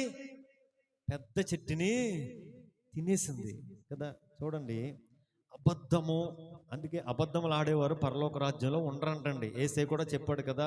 అందుకే మనం ఏం చేయాలి అంటే అపవాది తంత్రాలను మనం ఏం చేయాలి అని బైబిల్ చెప్తుందంటే ఎరగాలి. ఇందాక మనం చదువాం కదా, చూడండి అమ్మా, నేను ముగిస్తున్నాను, టైం అయిపోయింది. కొరింథీయులకు రాసిన 2వ పత్రిక, ఇందాక మనం చదివిన మాటే, 2వ పత్రిక 2వ అధ్యాయం. ఇక్కడ పౌలు అంటున్న మాట, అసలు ఆ సాతాను తంత్రములను మనము ఎరుగని వారము కాము అని జ్ఞాపకం చేస్తూ దేని విషయంలో పౌలు ఆ మాట వాడుతున్నాడండి?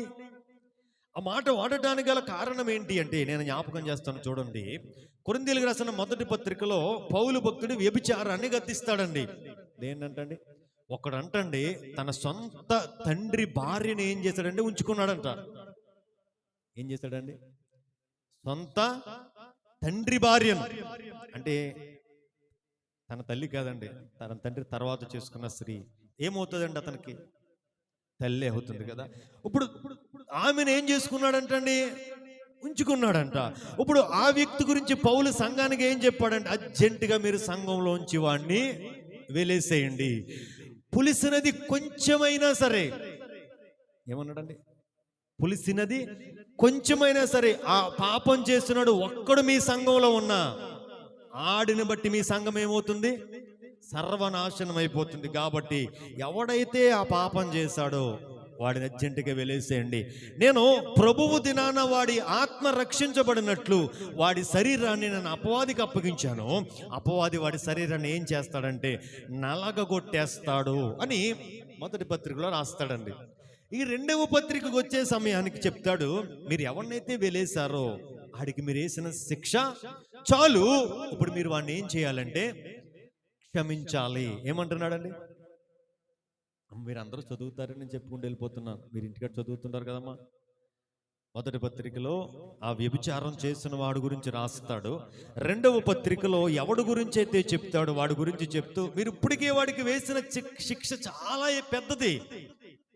ఇప్పుడు మీరు వాడిని ఏం చేయాలంటే క్షమించాలి. ఇప్పుడు మీరు క్షమిస్తే నేను కూడా వాడిని ఏం చేసినట్టు.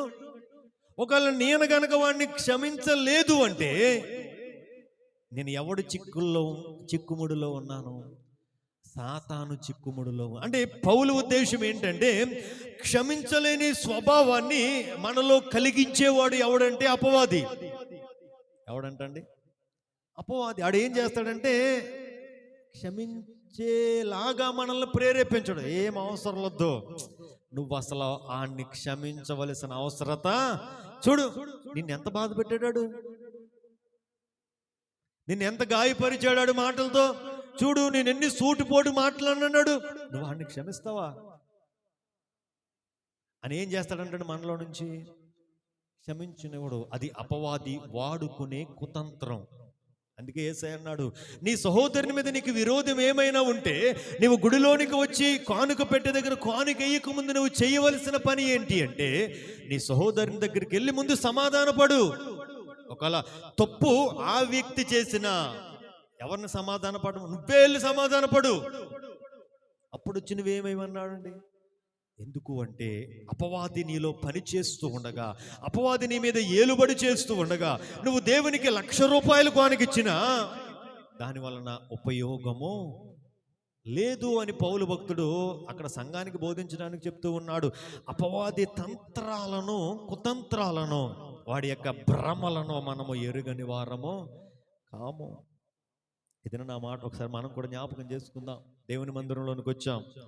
ఒకవేళ ఎవరి మీదన్నా మనం క్షమించలేని మనస్సును గనక మనం కలిగి ఉన్నాము అంటే, దేవుని సేవకుడిగా ప్రేమతోనే జ్ఞాపకం చేస్తున్నాను, క్షమించలేని మనస్సును కలిగించేది దురాత్మ.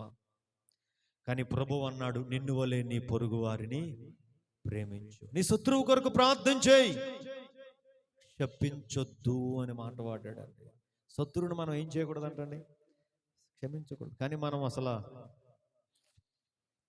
ఏం చేస్తాం, నానా శాపనార్థాలు. క్రైస్తవులమే మన సంఘములో దేవుని దేవుళ్ళు అలాంటి వాళ్ళు ఎవరు లేరు అనుకుంటున్నానండి. కానీ బయట నేను గమనిస్తూ ఉంటాను, పేదికి క్రైస్తవులే, కానీ ఏదైనా చిన్న గొడవ అయినప్పటికీ అప్పటి వరకు బాగానే మాట్లాడుకుంటారండి. ఆ గొడవ ఎప్పుడైతే అయిందో ఇంకా అప్పుడు నుంచి ఆ లోపల ఉన్న నిజమైన వ్యక్తి బయటకు వచ్చి, ఎంత మాట, నువ్వు నాశనం అయిపోవాలరా.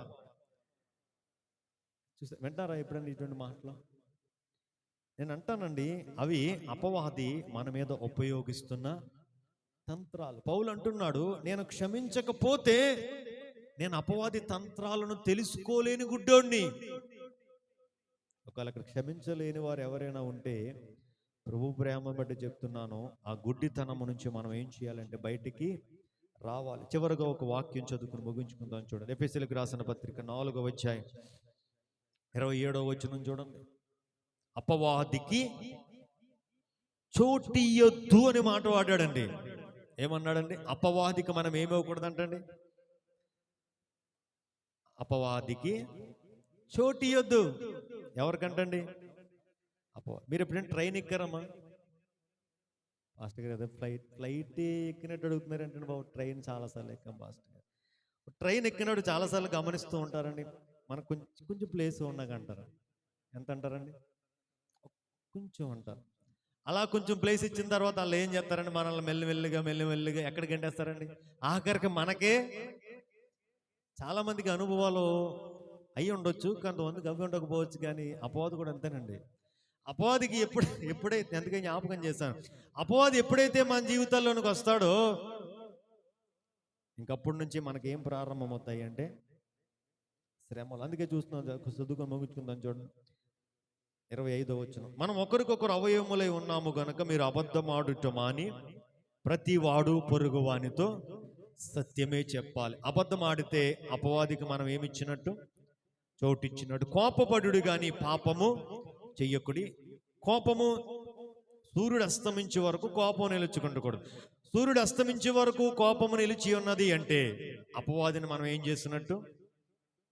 చోటిచ్చినట్టు కదమ్మా. కోపపడుడి గాని పాపము అంటే సాధారణంగా మనుషులందరికీ కోపం వస్తుందండి. కోపం రాని మనిషి ఎవడో కూడా ఉండడు. కానీ ఆ కోపం ఎప్పటి వరకు ఉండాలంటండి? సూర్యుడు అస్తమించే వరకు మాత్రమే ఉండాలి. ఆ సమయంలోనే మనం ఏమవ్వాలి? ఇంకో మాట అంటున్నాడు, దొంగిలి వాడికి మీదటగా దొంగిలిక అక్కర గలవానికి పంచిపెట్టు నిమిత్తము తన చేతులతో దొంగతనం అనేటువంటిది చేయకూడదంటండి. దొంగతనం చేస్తే ఎవరికి చోటిచ్చినట్టు అంటండి? అపవాది. ఎంతమంది మీ దశంభాగాలు ఇస్తున్నారండి?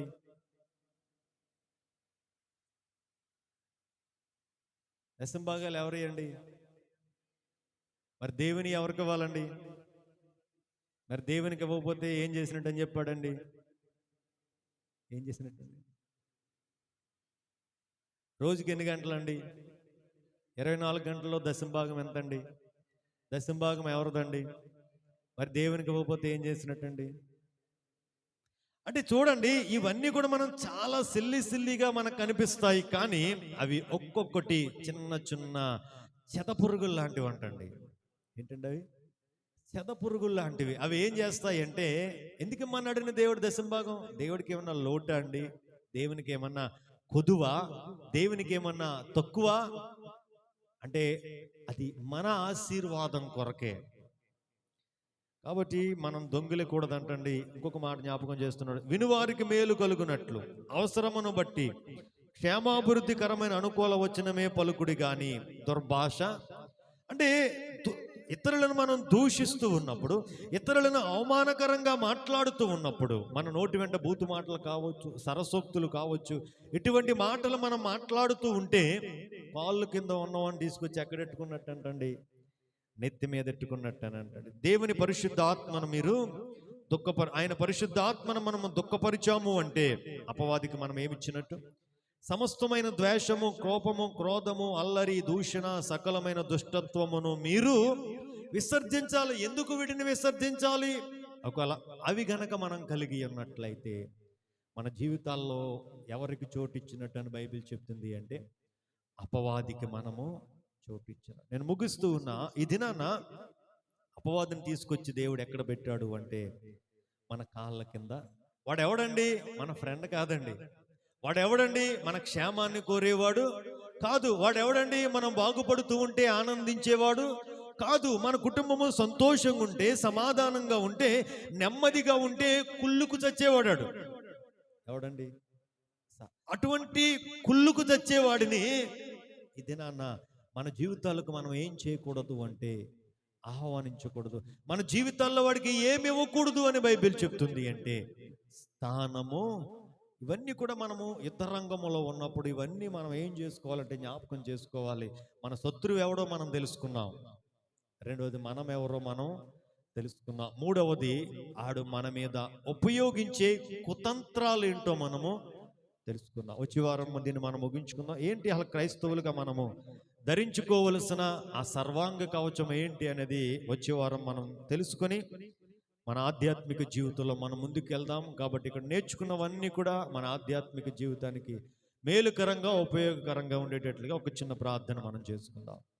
మహాపరిశుద్ధుడు అయిన పరమ తండ్రి, నీకు వందనాలు. ఇంతవరకు మీరు మాతో మాట్లాడారు. అవునయ్యా, మేము యుద్ధ రంగంలో ఉన్నామని మరొక మారు మీరు మాకు తెలియపరిచారు. మేము పోరాడేది ఆకాశ మండలమందున దురాత్మల సమూహాలతో మేము పోరాడుతున్నామని, ఆల్రెడీ శిలువ మ్రాను మీద నువ్వు అపవాది తలను చితకత్రొక్కావని, అపవాదిని నిరాయుధుడినిగా చేశావని, ఆల్రెడీ నువ్వు సిగ్గుపరిచావని మాతో మాట్లాడావు.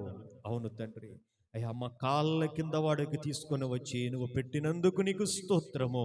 వాడికి మా జీవితాలలో స్థానం ఇవ్వకూడదని, వాడికి చోటు ఇవ్వకూడదని, ఏ విషయాల్లో అయ్యా వాడికి మేము చోటిస్తూ ఉన్నామో కొన్ని విషయాలను ఇది నాన్న మీరు మాకు జ్ఞాపకం చేస్తున్నందుకు నీకు స్తోత్రాలు.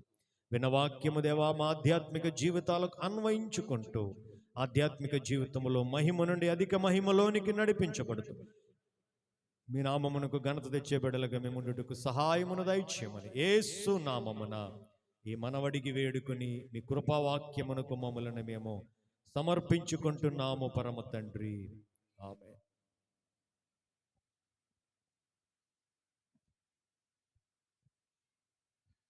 ఇంతవరకు దేవుని దాసులు అపవాది తంత్రాలు చక్కని అంశాన్ని తీసుకుని శత్రువుని మనం ఏ విధంగా జయించాలి, మనం ఏ విధంగా భూలోకంలో, ఈ లోకం మనది కాదు, దేవుని రాజ్యం కొరకు మనము ఆయన రాకడలో మనం ఎత్తబడుటకు మనం సిద్ధపాటు కలిగి మన రాజ్యానికి మనము స్వతంత్రులు కావాలని చక్కని సందేశాన్ని మనకు అందించిన దేవుని దాసులకు వందనాలు తెలియజేస్తూ ఉన్నారు.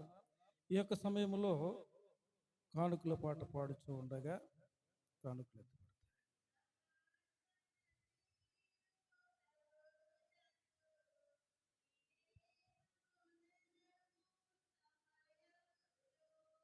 సమర్పణ చేయుము ప్రభువునకు నీ దేహము ధనము సమయమును.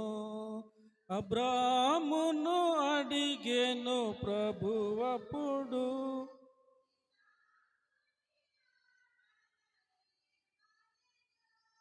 అబ్రామును అడిగెను ప్రభువప్పుడు, ఇసాకుని అర్పణ ఇమ్మనెను.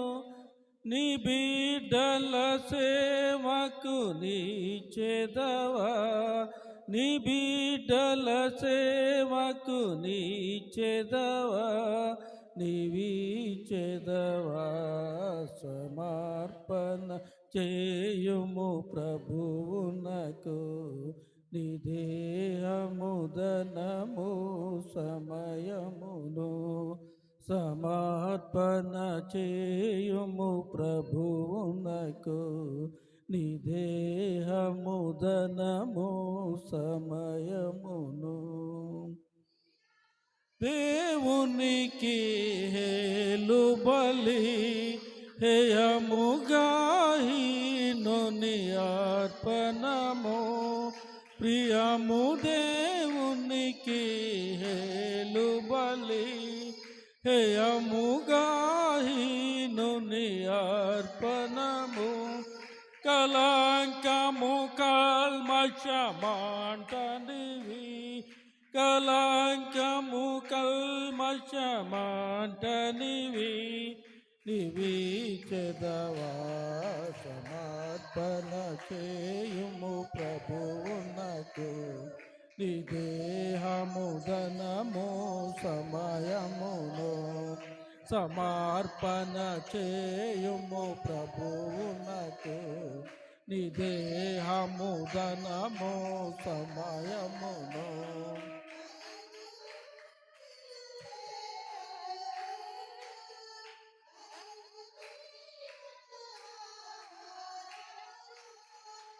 ఐదు రొట్టెలు చేపలు రెండు 5,000కు ఆహారముగా అర్పించిన బాలుడు కటివేళ అర్పించిన బాలుడు కటివేళ అర్పించే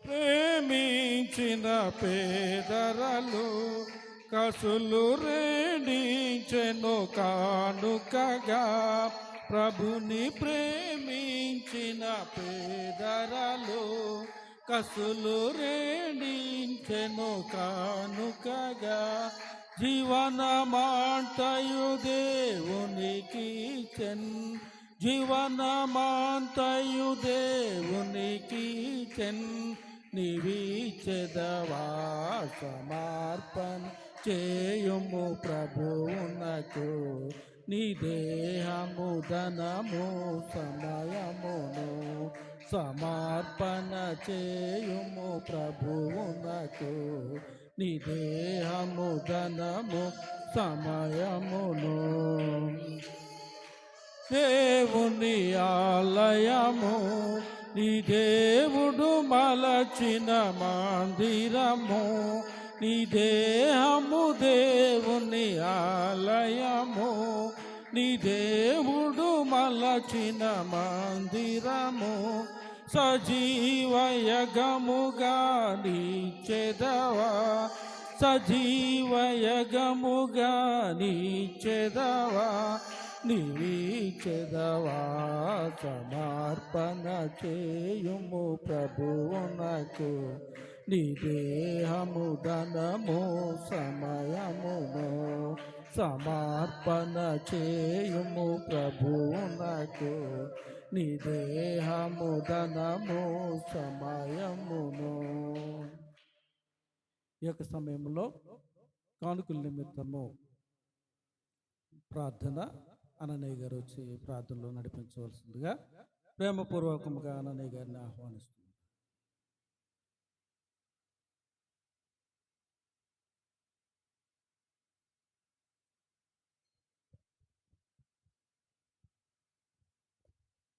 ప్రార్థన చేస్తున్నాం. పరిశుద్ధమైన ప్రియ పరలోకపు తండ్రి, ఈ పరిశుద్ధమైన నాన్న ఆయన నీకే వందనాలు స్తోత్రాలు చెల్లించుకుంటున్నాం. గతించిన వారం అంతా కృపాస్తులు కాచి దాచి కాపాడి నాయన ఈ దినానికి విధంగా నీ పరిశుద్ధ సన్నిధిలో చేరి నిన్ను ఆరాధించే కృపను దాన్ని అనుగ్రహించినందుకే నీకే వందనాలు స్తోత్రాలు దేవ నాయన మా తండ్రి. మరి ఈ దినమున ఆయన నీ సన్నిధిలో కనబడడానికి మాకు ఇచ్చిన గొప్ప ధన్యతను బట్టి మరి ఒకసారి వందనాలు స్తోత్రాలు చెల్లించుకుంటున్నాం. ఆయన నీ బిడ్డలు ఎందు నిమిత్తమైతే నీ సన్నిధికి వచ్చారు, వారి అవస్థలో వారి తలంపులు వారి యొక్క ఆలోచన జరిగిన తండ్రి నీకే వందనాలు స్తోత్రాలు. నాయన వారి యొక్క అవసరాలు తీర్చండి, వారి యొక్క తలంపులు నెరవేర్చండి. వారి జీవితాల్లో వారు కోరుకున్న సమస్తాన్ని నాయన నీ బిడ్డలు నాయన పొందుకొని నీకు శ్వాసలుగా జీవించే కృపను దయచేయండి. నాయన వారికి ఇచ్చిన ఈవులను బట్టి నీకు వందనాలు. నాయన వారి నీ సన్నిధితో తీసుకుని వచ్చిన నాయన మరి కానుకలను బట్టి నీకు స్తుతులు చెల్లించున్నాను. నీ సన్నిధిలో ఈ సేవా పరిచయ నిమిత్తం ఇచ్చిన ప్రతి ఆస్థాన్ని దీవించి ఆశీర్వదించండి. నాయన వారికి ఉన్న సమస్తమైన మరి ఉద్యోగ వ్యాపారాల్లో అలాగే పనుల్లో నాయన వారికి ఇచ్చిన సమస్తంలో నాయన నీకు 10 చెల్లించే భాగ్యాన్ని ప్రతి ఒక్కరికి ఆయన అనుగ్రహించమని వేడుకుంటున్నాం. నీకు ఇచ్చి నాయన శోధించమన్న నీ వాక్యాన్ని బట్టి నాయన నీ సన్నిధిలో ధారాళంగా ఇచ్చి నాయన నామాన్ని కనపరిచే బిడ్డలుగా మమ్మల్ని బలపరచండి. అలాగే నాకు ఇచ్చిన కానుకలను ఆయన నీ పని నిమిత్తమే వాడబడడానికి ఆయన కమిటీకి మంచి జ్ఞానాన్ని వివేకాన్ని తెలివిని దయచేయండి. దాని ద్వారా నీ సేవ పరిచయ జరిగించడానికి కృప చూపి మీ నామానికి ఘనత మహిమ ప్రభావాలు ఆరోపించుకోమని ఏ పరిశుద్ధమైన నామన అడిగి వేడుకొని ప్రార్థిస్తున్నాం మా ప్రియపరలోకం తండ్రి. ఆమేన్.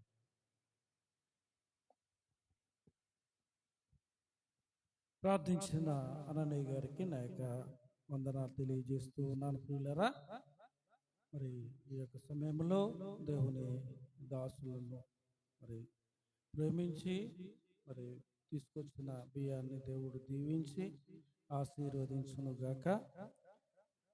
ఈ యొక్క అరటిపళ్ళు ఎవరు తీసుకొచ్చారమ్మా?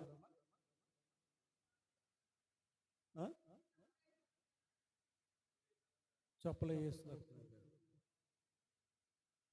ఈ యొక్క సమయంలో సంఘ ప్రకటనలు సంఘ కార్యదర్శి గారు వచ్చి సంఘ ప్రకటనలు చేయవలసిందిగా వారిని ప్రేమపూర్వకంగా ఆహ్వానిస్తున్నారు.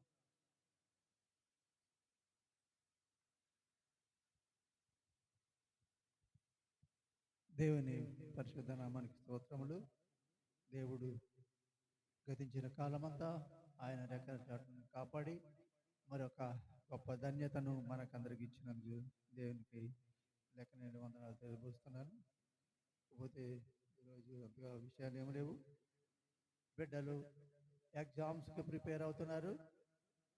ఆ బిడ్డల విషయమై మీరందరూ మీ ప్రార్థనలో జ్ఞాపం చేసుకోవాల్సిందిగా మనం చేస్తున్నాను. అలాగే అనారోగ్యంగా బాధపడుతున్న బిడ్డల విషయమై అలాగే సంఘ కుటుంబాలను బట్టి మీరందరూ ఈ వ్యక్తిగత ప్రార్థనలో జ్ఞాపం చేసుకోవాల్సిందిగా మనం చేస్తున్నాను. ఇకపోతే మన సంఘ వివరాలు పోయిన వారం ఎత్తబడిన చందా 2,570 రూపాయలు వచ్చింది. ప్రస్తుతం మన సంఘ నిల్వ 94,180 రూపాయలు ఉన్నవి. అలాగే బ్యాంకులో 1,50,000 ఉన్నాయి. ఇంకనూ ఆర్థికంగా మన సంఘం బలపడలాగిన మీరందరూ మీ ప్రార్థనలో జ్ఞాపకం చేసుకోవాల్సిందిగా మనం చేస్తున్నాను. ఇకపోతే ప్రతి వారము దేవుని మందిరానికి వచ్చి దేవుని దీవెనలు పొందుకోవాల్సిందిగా మనం చేస్తున్నాము. అలాగే ఇక్కడ బైబిల్ ఎగ్జామ్స్ 13 సంవత్సరాలు దాటిన వారికి ఈ అర్హులని దీంట్లో రాయబడింది. ఇది శంకరగుప్తం శాంతినగర్లో ఇది ఎగ్జామ్స్ అంటే క్విజ్ లాంటిది. ఎంట్రీ ఫీజు 50 రూపాయలట. కాబట్టి ఇందులో పాల్గొనవలసి ఎవరైనా ఉంటే పాల్గొనవలసి మనం చేస్తున్నాను.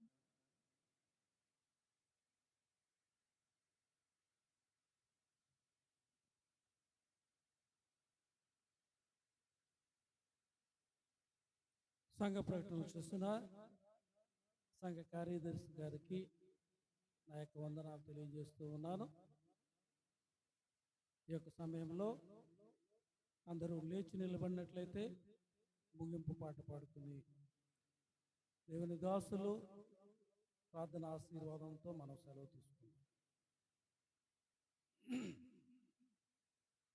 స్తోత్రము చేయరి సోదరులారమ నాత్మలతో తండ్రి దాత్రిని మన పరమాత్ముని వాక్కులు స్తోత్రములో కలిపి మరలైచట కూడుదు మోలేదో మన త్వరలో మన పరలోకపు తండ్రియు తోడనుందుమేమో. ఈ చెడ్డరి ప్రేమలకిదియే కడవరి వాచియున్నదేమో. అచ్చట మనమందరము కలసుకుని ఆనందింతుముగా. ఎక్కువ ప్రేమలు చక్కని స్తోత్రము లచ్చట మనమంతా. మిక్కిలి ప్రియుడగు దేవుని కిడుతుము ఒక మనసుతోను. కన్నీరుండదు, చావు కష్టములు ఏనటికుండవుగా. కన్నను మన శృంగారపు బ్రతుకులు ఎన్నతరము కావే. పరమ తండ్రితో ప్రభు యేసునితో పరిశుద్ధాత్మునితో స్థిరముగనుందుము మరి దూతలతో పరలోకమునందు. స్తోత్రము చేయరి సోదరులారమ నాత్మలతో తండ్రి. దాత్రిని మన పరమాత్ముని వాక్కులు స్తోత్రములో కలిపి. ప్రార్థన చేసుకుందాం. సకలాశీర్వాదములకు కారణభూతుడా, మా సృష్టికర్తవైన మా పరమ తండ్రి, మీకు వందనాలు. మమ్మలను ప్రేమించి మీరు అనుగ్రహించిన ఈ పునరుత్థాన దినములో మీ పాదాల చెంతకు మమ్మలను తోడుకొని వచ్చి మిమ్మలను స్తుతించి ఆరాధించి మిమ్మలను గణపరిచి మీ వాక్యమును ధ్యానించి మా జీవితాలలో మీరు చూపిన మీ కృపలకు కృతజ్ఞతగా ఆయా కృతజ్ఞత అర్పణలను సంఘ కానుకలను సమర్పించి నీ నామాన్ని గణపరచటానికి మీరు అనుగ్రహించిన ఈ భాగ్యమంతటను బట్టి కూడా నీ నామాన్ని మేము గణపరుస్తూ ఉన్నాం. అనేక మందికి లేని అవకాశమయ్యా, దీనులైన మమ్మలను ప్రేమించి మాకు ఇచ్చినందుకు నీకు స్తోత్రాలు అయ్యా. మీరు ఇచ్చిన జీవముతో జీవమైన మిమ్మలను గణపరచున్నట్లుగా అయ్యా మీరు అనుగ్రహించిన ఈ యొక్క కృపను బట్టి మీకు వందనాలు. ఇది నన్ను నీ మందిర ఆవరణలోకి వచ్చిన ప్రతి బిడ్డను పేరు పేరును జ్ఞాపకం చేసుకొనండి. చూచుచూ ఉన్న దేవుడుగా మీరు మా మధ్య ఉన్నందుకు స్తోత్రాలు. మా పై రూపములను కాదు, అంతరంగమును చూచే దేవుడిగా నీ వాక్యమందును నేను ప్రత్యక్షపరుచుకు ఉన్న దేవుడవు. ఈ ఉదయ కాల సమయంలో తండ్రి, ఎవరెవరైతే నీ వాక్యమనే అర్థములో వారి అంతరంగములను చూచుకుంటూ సరి చేసుకుంటూ సరిపోల్చుకుంటూ సరిదిద్దుకుంటూ అయా నీతో అయా హంట కట్టబడి అనుభవంలోనికి నడిపించబడాలని ఆశపడుతూ నీ పాదాల చెంత చేరి ప్రార్థన చేస్తూ ఉన్నారు.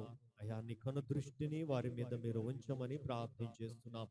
మహిమ నుండి అధిక మహిమలోనికి నడిపించండి. నీ వాక్యములో లోతైన మర్మ సత్యాలను తెలుసుకుంటూ లోతైన అనుభవములోనికి నడిపించబడుతూ అయా లోతైన ఆధ్యాత్మిక జీవితాలను కలిగి అయా నిరాకడ కొరకు సిద్ధపడి అనేక మందిని నిరాకడ కొరకు సిద్ధపరుచున్నట్లుగా మీ కృపను అనుగ్రహించమని ప్రార్థన చేస్తున్నాం. సంఘ సరిహద్దులను మీరు విశాలపరచండి. నూతనమైన ఆత్మలో సంఘములో చేర్చబడినట్లుగా మీరేమి నూతనమైన కార్యాలను మీరు జరిగించండి. సంఘ పెద్దలైన వారిని బట్టి నీకు స్తోత్రం. స్త్రీల సమాజం వారిని బట్టి నీకు వందనాలు. యవనస్తులను బట్టి, సండే స్కూల్ బిడ్డలను బట్టి నీకు వందనాలు. ప్రతి ఒక్కరిని కూడా పేరు పేరుని జ్ఞాపకం చేసుకునండి. మీరు వారికి అప్పగించిన బాధ్యతలను తండ్రి నమ్మకత్వముతో, పరిశుద్ధతతో, నిష్కలంకమత్వంతో అయా వారు నెరవేరుస్తూ తండ్రి అయా మనుష్యుల మెప్పును కోరుకునేవారు కాకుండా అయ్యా నీ మెప్పును కోరుకుంటూ నీ నామ ఘనత కొరకైన పనిముట్లుగా వారు ముందుకు నడుచుటకు సహాయమును దయచేయమని ప్రార్థన చేస్తున్నాం. నీ వాక్యం ద్వారా ఇది నన్ను మాతో మాట్లాడారు. అపవాదికి మేము చోటియకూడదు అని మాకు సెలవిచ్చారు. నీకు వందనాలు. అపవాది తంత్రాలను ఎరుగని వారముగా మేము ఉండకూడదు అని మీరు మాతో మాట్లాడినందుకు నీకు స్తోత్రాలు. ఆధ్యాత్మిక జీవితంలో ఏ విషయములలో అపవాదికి మా జీవితాలలో మేము చోటిస్తూ ఉన్నామో, ఏ విషయాలలో వాడి తంత్రాలకు మేము పడిపోతూ ఉన్నామో, ఆ విషయాలలో తండ్రి మీ ఆత్మ సహాయముతో మా ఆధ్యాత్మిక జీవితాలను సరిచేసుకుంటూ, మీ వాక్యమనే బండ మీద మమ్మలను నిర్మాణం చేసుకుంటూ, మా ముందున్న పరుగు పందెములో, మా ముందున్న మంచి పోరాటములో తండ్రి అయ్యా మేము విజయము సాధించుటకు సహాయమును దయచేయమని ప్రార్థన చేస్తున్నాం. రాలేని బిడ్డలు ఉన్నారయ్యా, మీ చిత్తమైతే మరొకసారి మేమందరం ఇట్రీతిగా సమకూర్చబడినప్పుడు మాతో కలిసి అయ్యా మేమందరం ఇట్రీతిగా నిన్ను గణపరిచే కృపనివ్వండి. నీ బిడ్డల జీవితాల్లో చేసిన మేలులను తలపోసుకుంటూ అర్పించిన సంఘ కానుకలను బట్టి, కృతజ్ఞత అర్పణలను బట్టి, మందిరమునకు తీసుకుని రాబడిన ప్రథమ ఫలములను బట్టి, సేవకుడిని ప్రేమించి తెచ్చిన బియ్యమును బట్టి నీకు స్తోత్రమయ్యా. మీ గుప్పిళ్ళను విప్పి ప్రతి హస్తాన్ని మీరు ఆశీర్వదించండి. వాయిద్యాలు వాయిస్తున్న బిడ్డలను జ్ఞాపకం చేసుకునండి. చక్కని అభిషేకమున బిడ్డలకు దయచేయండి. పాటలు పాడుతూ నీ నామాన్ని గణపరుస్తున్న బిడ్డలను జ్ఞాపకం చేసుకునండి. చక్కని స్వరాలను మీరు దయచేయండి. హృదయాంతరంగాలలో నుంచి ఆత్మతో సత్యముతో నీ నామాన్ని గణపరిచే కృప దయచేయమని ప్రార్థన చేస్తున్నాం. సంఘ కుటుంబాలన్నింటినీ మీరు ఆశీర్వదించండి. వారి వ్యాపారాలను దీవించండి, జీవనోపాధి పనులను దీవించండి, ఉద్యోగాలను దీవించండి. అన్ని విషయాలలో దేవా వారికి హెచ్చింపనివ్వండి, అభివృద్ధినివ్వండి. నీకు వందనాలు. బలహీనలుగా ఉన్న బిడ్డలను జ్ఞాపకం చేసుకుని బలపరచండి. ఆర్థిక ఇబ్బందులుంటే తొలగించి సమృద్ధినివ్వండి. అయ్యా ఉద్యోగాల కొరకు ఎదురు చూస్తున్న బిడ్డలకు ఉద్యోగాలు ఇవ్వండి. వివాహాల కొరకు ఎదురు చూస్తున్న బిడ్డలకు సాటి అయిన సహాయములను దయచండి. అయ్యా గర్భిణీ స్త్రీలను బలపరచండి. గర్భఫలం కోసం ఎదురు చూస్తున్న బిడ్డలకు గర్భఫలములను మీరు దయచేయండి. దూరదేశం వెళ్ళాలని ప్రయత్నాలు చేస్తున్న బిడ్డల ప్రయత్నాలకు సఫలతనివ్వండి. దూరదేశాల్లో ఉన్న సంఘ బిడ్డలను జ్ఞాపకం చేసుకోనండి.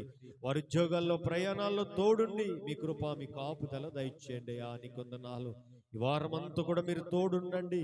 ప్రయాణములకు క్షేమం ఇవ్వండి, ఉద్యోగాల్లో ఉన్నతినివ్వండి. అన్ని విషయాలలో దేవా మీ ఆత్మ నడిపింపును మాకు దయచేయండి. మీ చిత్తమైతే మీరు అక్కడ ఆలస్యమైతే మరొకసారి మేమందరం ఇట్టిగా సమకూడి నీ నామాన్ని గణపరిచే కృప ఇక్కడ చేరి ఉన్న మాకందరికీ కూడా దయచేయమని, మా సంఘ బిడ్డలందరి చుట్టూ వారి కుటుంబాల చుట్టూ మీరు రక్తపు కంచె వేస్తూ చక్కటి రీతిలో నడిపించిన విజయమోహన్ గారిని బట్టి కూడా నీ నామాన్ని గణపరుస్తూ యేసు నామమున ఈ మనవులు అడిగి వేడుకొని పొందుకొని ఉన్నాము పరమ తండ్రి.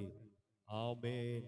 ఇప్పుడు మన పరమ తండ్రి అయిన దేవుని ప్రేమ, రక్షకుడైన యేసయ్య కృప, ఆదరణకర్త అయిన పరిశుద్ధాత్మ దేవుని అన్యోన్య సహవాసం ఇక్కడున్న మనకు లోకములో ఉన్న సకల పరిశుద్ధులకు ఆయన రాకడ పర్యంతము తోడయుండి ఆయన రాకడకు మనలను సిద్ధపరిచి ఆ మహిమ మేఘ ఎక్కించునుగాక. ఆమేన్. ఆమేన్. అందరికీ వందనాలు.